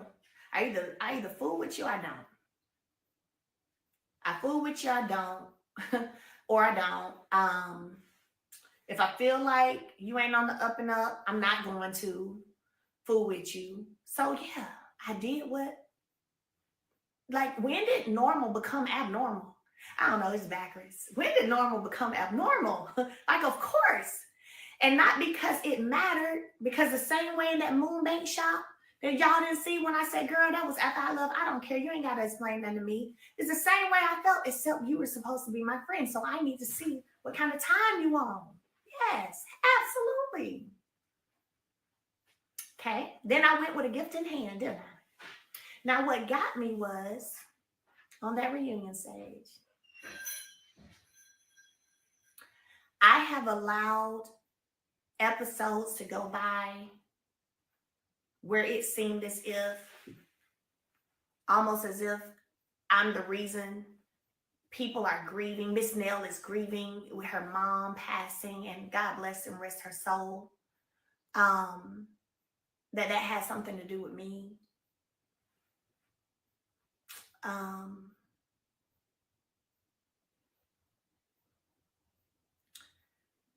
So let me say this. I never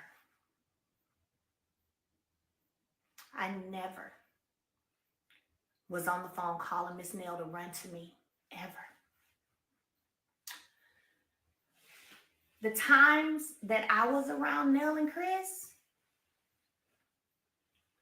was when all four of us were together.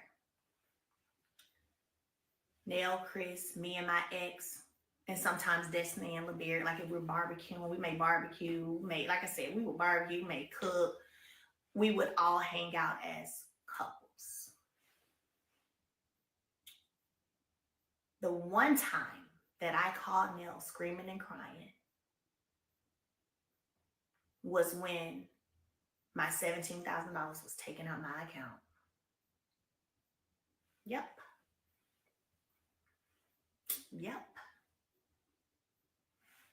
Only time. And that was in 2020, in towards the end part of 2020. So when I was married,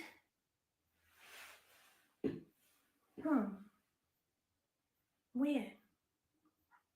There was never, now if you maybe felt something, because I can't, that's the thing. You may have felt that way. I don't know. So I'm not going to take away other people's feelings. People have the right to their own feelings. But what I can say is, I know for a fact that I never was on a phone calling and begging you to come be with me because I'm hurt. I'm going through this in my marriage. We would literally, y'all, we would have barbecues and stuff, and we end up playing cards. And then we may get into some conversations, all of us. We may get into some conversations. But y'all, I'm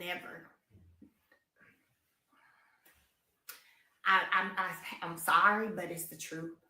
I never was a person calling, having you leave to come see about me. Nope. Nope. Never. I can't remember a time. I'm not going to say remember, it didn't happen. There's never been a time where Chris and Nell ever just came to our house and we just have a counseling session. The one that looked like a counseling session that y'all saw was one that was filmed when I threw the glass. Any other time, y'all, that we were together, we eating, cutting up, laughing, playing cards, and we, like I said, like probably couples do, sometimes you may go start talking about some stuff. And then usually I'm listening to them talk about, get on to him. So I ain't even got that much to say. I'm listening. So, I mean, it's just literally like, when did that happen? When was that? I'll never forget. Oh, I can't go to it on this phone. It was probably in 2021. We went and ate at Connor's and we hadn't eaten in a while. Because remember, I left 2020. So I wasn't seeing nobody for real. Real talk, I really wasn't. I really wasn't. And I remember she and I went to Connor's because Chris had to help Ring because she had hurt herself. And she was like, I said, I gotta go. No matter what, I gotta come see you. I ain't seen my friend. And we sat there and talked. We eating good. And then we, catching up. And then we started talking. I remember she was saying how hurt she was when she heard some truths about some things that they had heard partial stories on. And I had showed her the receipt. I said, wait, say what? I said, that's not true. And I showed her the receipts and she was like, what? Yeah. And but other than that, I can't even think of another time that me and her was just alone. Just me and her. We've never gone to get our nails done together. We've never gone to get a manicure, pedicure together. We've never just gone and hung out, ever.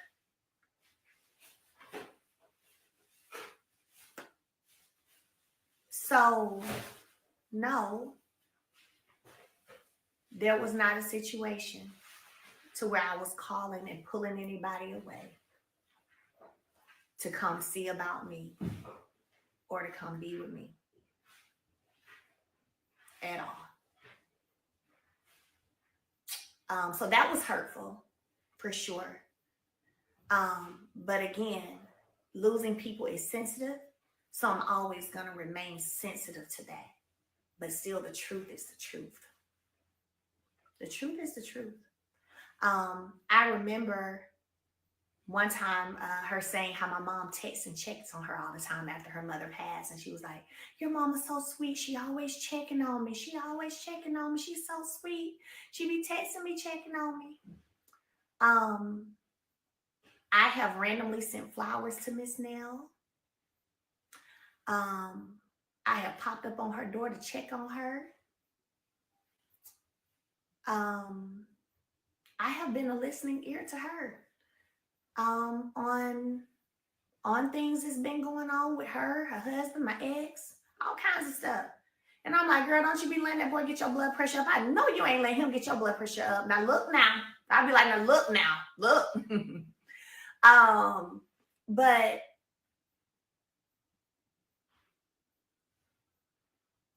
I can't say that I have been given that same thing. My aunt passed 2 years ago, November, 2 years ago. She was like my second mama. Nobody checks on me. No, they don't check on me.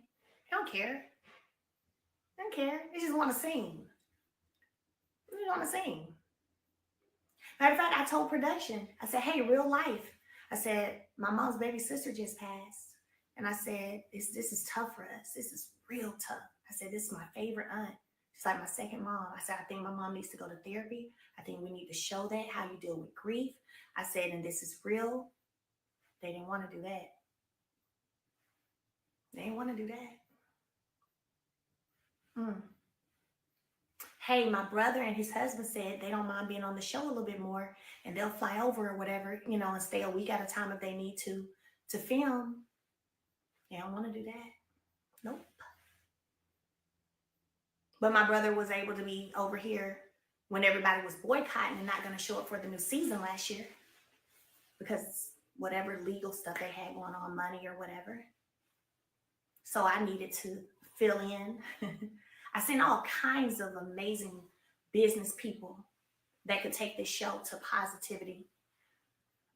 I'm talking about good people. They on their grind. Then I'm telling those people, hey, I just sent your info to production. Let me know, keep me posted. They're going to hit y'all up, probably do an interview with you via Zoom. Then next thing I know, I'm getting messages like, hey, Mel, I ain't heard from anybody. Everything good? They never reached out.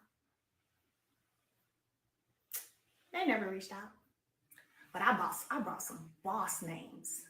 Matter of fact, one of them you guys met when I did my property preservation course, the training that they filmed. He had like, I think 700 closings. I introduced him to Kimmy and all that. Real estate Diddy out here killing it. They ain't want that. I sent about 5 other people, couples, people. They ain't want that. And then we started filming and Nell weren't filming either. Got the text messages. Who do y'all think went over there and sat with them for 2 hours? Sat with them for 2 hours.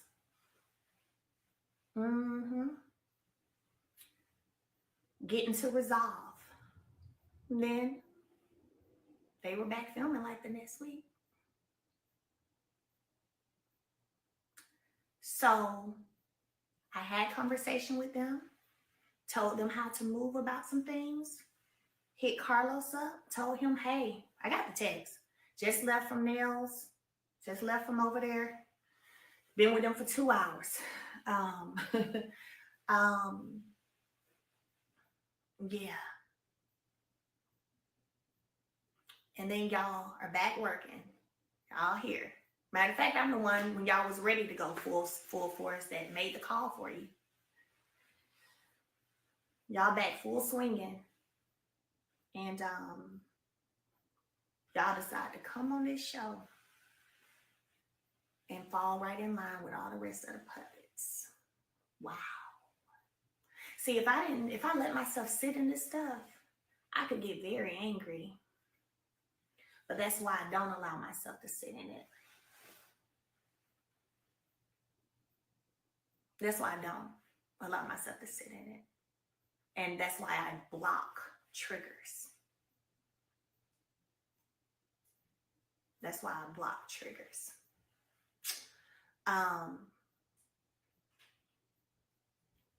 But yeah, so instead of coming on here and being a real ally, standing on what's right, Nope. Nope. Fell right in line with the rest of the puppets. Even whenever we had a scene and production wanted me to ask about a situation that they had, and I asked it, and I could tell by her response that she didn't want to talk about it. I didn't bring it back up.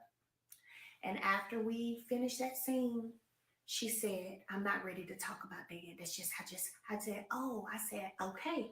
I didn't know that. I said, but I could tell that you weren't hearing it. That's why I didn't keep pounding, pushing it. I said, but you ain't got to worry about me bringing that up no more.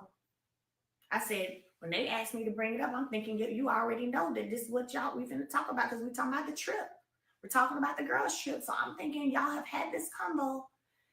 And you know I'm talking, you know I'm gonna talk about it. So, but you ain't gotta worry about me saying no more. I said, but I could tell by your response that you wasn't here for it. That's why I didn't push it.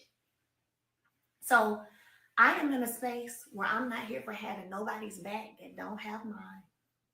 I'm not here for nobody who doesn't reciprocate either. Um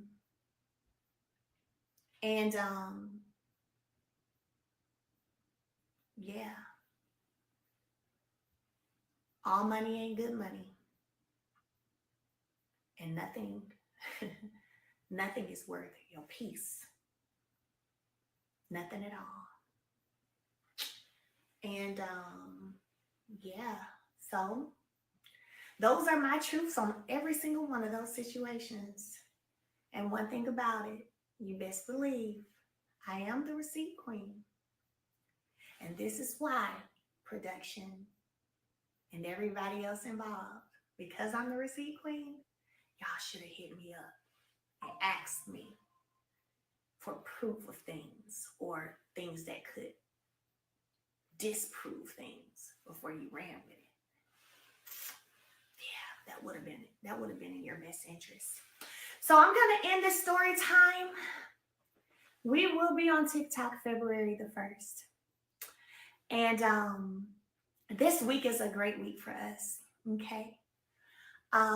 This week is a great week for us. There's more in store. Y'all keep your notifications on. Stay tuned all week long. And we're gonna have a celebration and a good time in LA on February 1st on our TikTok Live. I love y'all. God bless y'all. Whew, and let's have a great week. All right. Bye, y'all.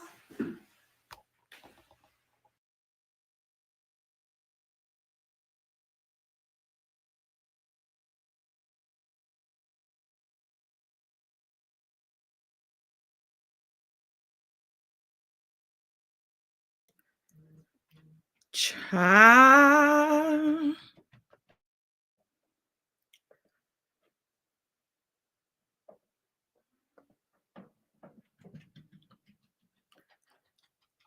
OMG. OMG.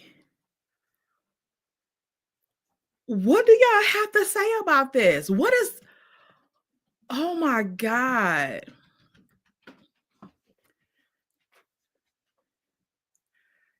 Is my girls in the building? Oh my God, y'all. This is a lot. 1 second, y'all. Give me 1 second.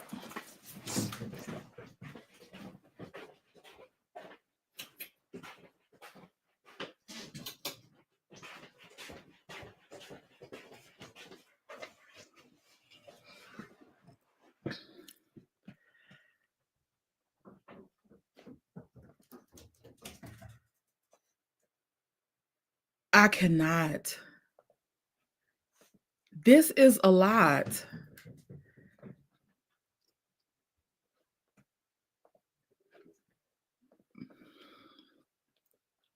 This is a lot, y'all.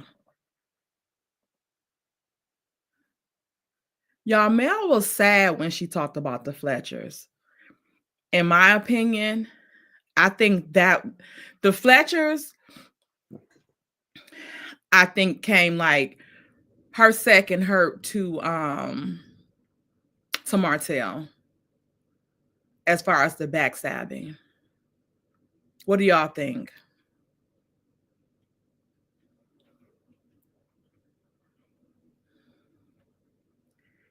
This was a lot. I think the Fletchers,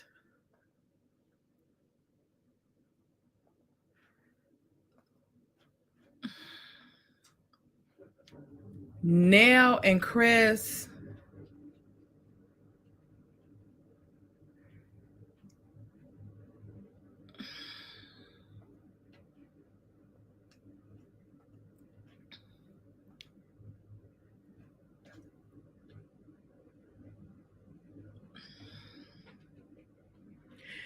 I'm kind of speechless at this point because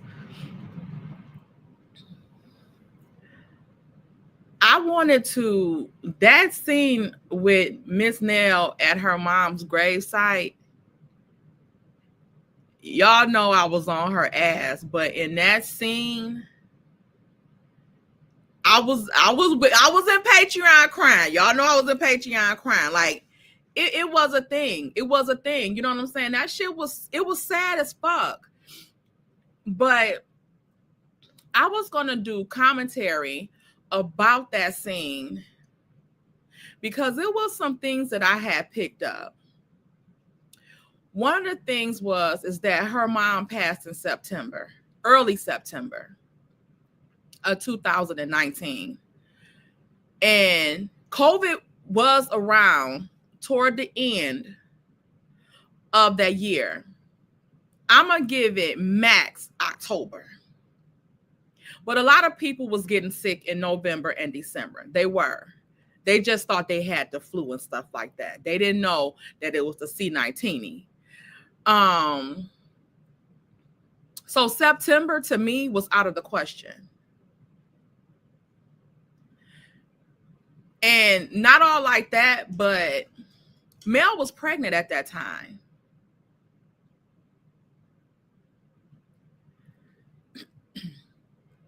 So I thought about that.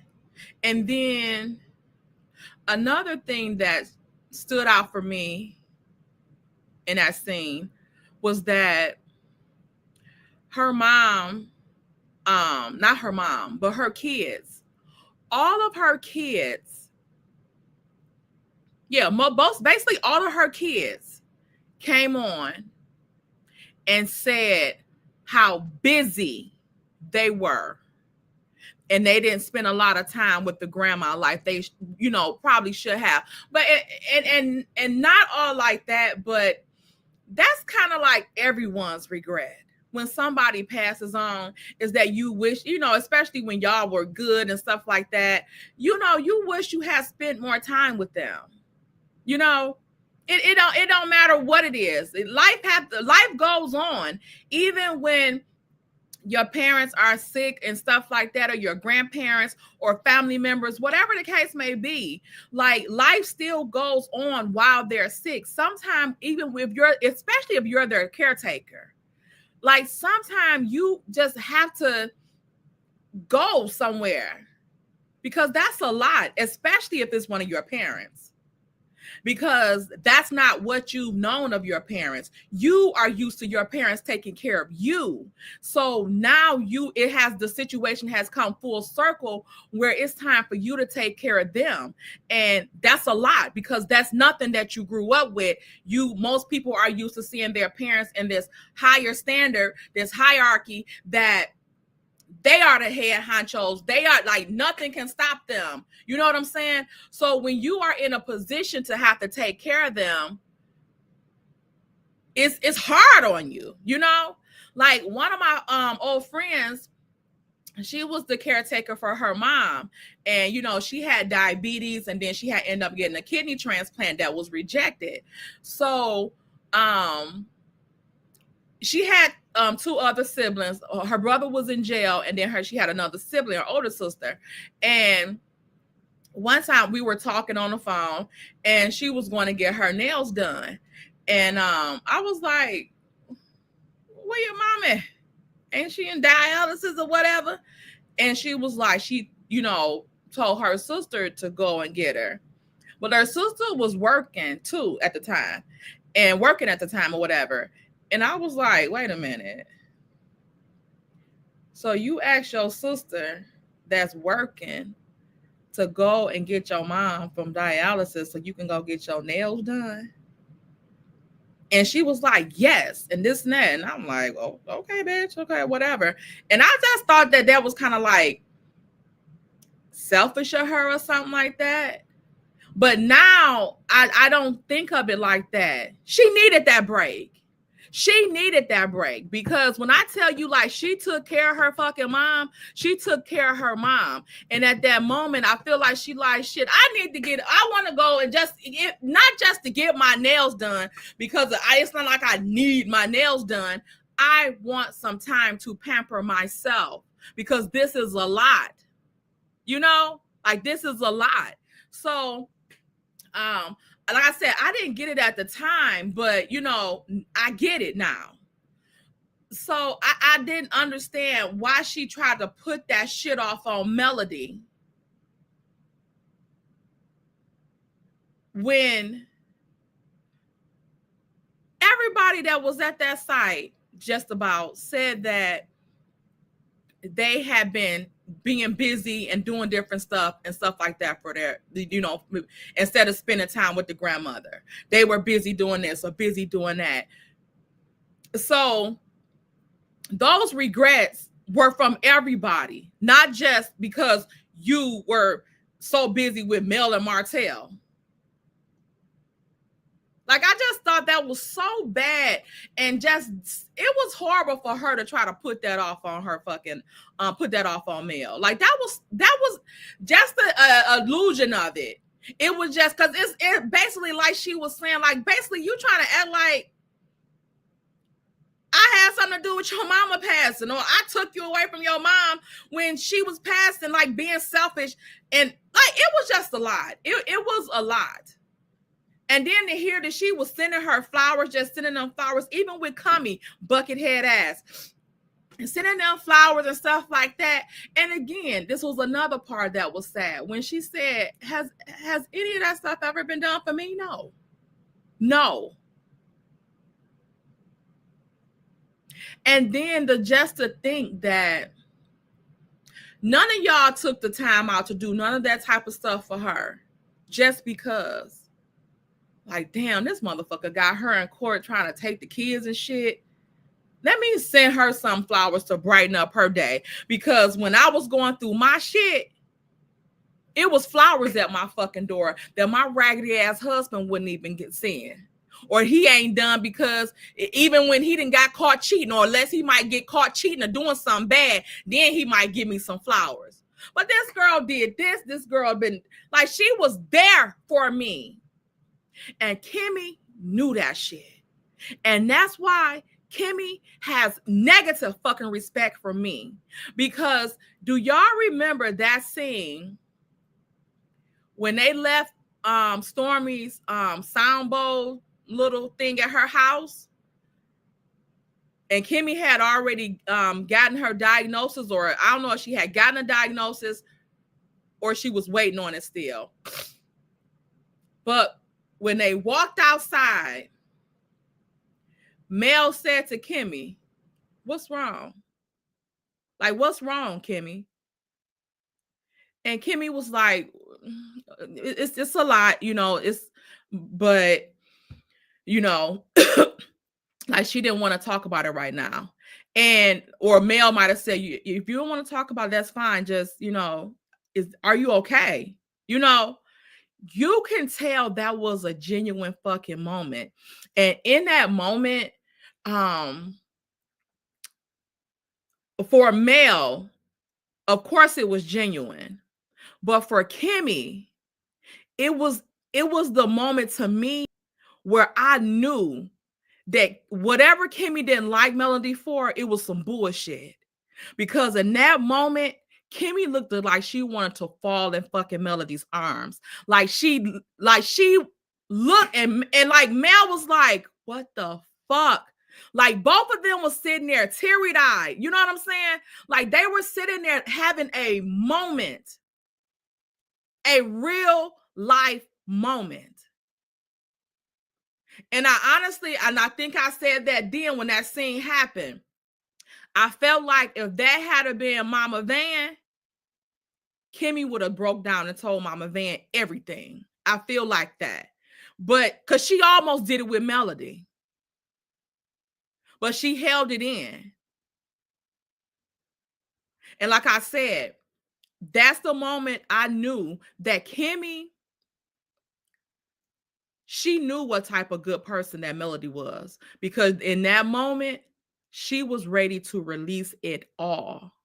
But she ain't even have to say a fucking word for Melody to know that something was wrong with her.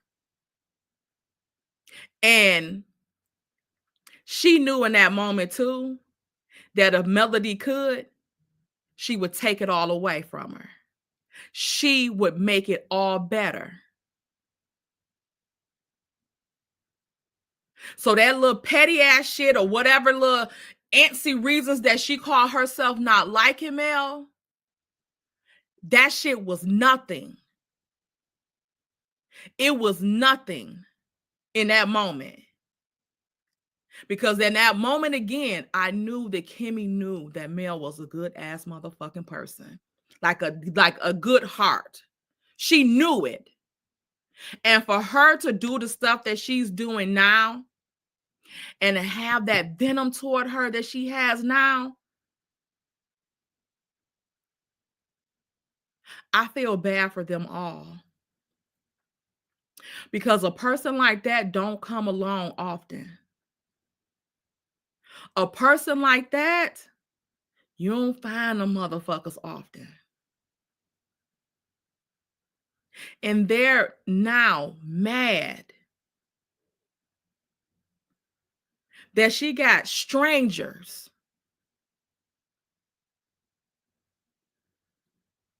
that never met her a day in their fucking life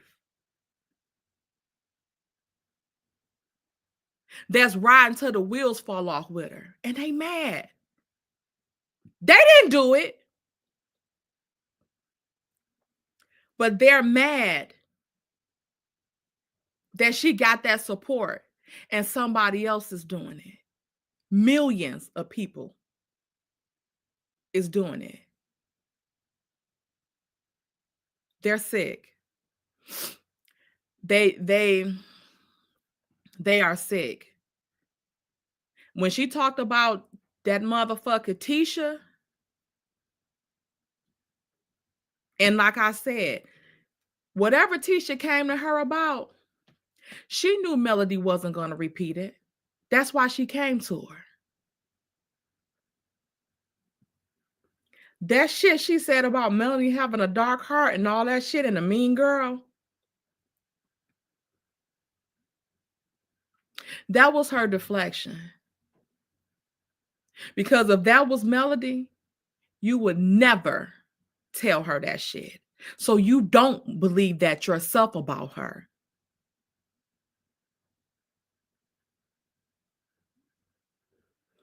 I just want to tell them, every fucking dog has their day. Every dog will have their day. You don't have to seek revenge. When you a person like that and you have a heart like that, you don't have to seek revenge on people. All you got to do is take yourself out of the equation. Because believe me, they gonna miss it. That type of motherfucker will be missed. They sit there and skin and grin in Martell face about that shit. But come this year, they're gonna be just like Martell. They're going to be just like Martell. Yep. Every fucking dog has their day. And they're like you can't fuck over good people and karma not gonna come. I don't give a fuck what happened with you. You can have a change of heart. You can repent and everything. But it ain't gonna stop that karma. That shit gonna come back to you. Especially when you knew better. Mary 65 Cooper. That part. Yes, Miss Dawn, that lie was off the fucking hook. That was some telltale shit. Those motherfuckers put that girl through hell. Like she said, y'all ain't never check on me. Y'all know, and then sit there acting like they ain't know what was going on and shit like that. And then for you to get your raggedy ass up there and admit to everything. Everybody knew. That's why when Martell got arrested last year, that's why that brother Micah posted, pray for the Huntsville, the cast of Love and Marriage Huntsville. Because the wheels were in motion. When Martell got arrested, they said this bitch not playing with him. Mel's not playing with him, y'all. Mel ain't giving a fuck about that being her kid's father's no more. Mel ain't giving a fuck that we got kids. Mel ain't giving a fuck about none of that. That shit, that sympathy shit that we used to be able to play on her, that shit is D-O fucking A. And they got scared. They got fucking scared. They got scared.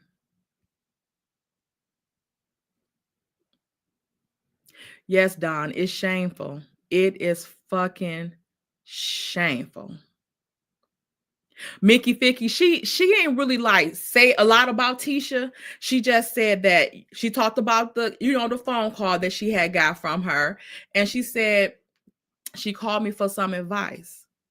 She asked me not to say nothing, and I won't, and I didn't, and I won't. Even after she done put out that she knew about this stuff with Melody and what Martell was doing, Mel still said, I ain't gonna tell it.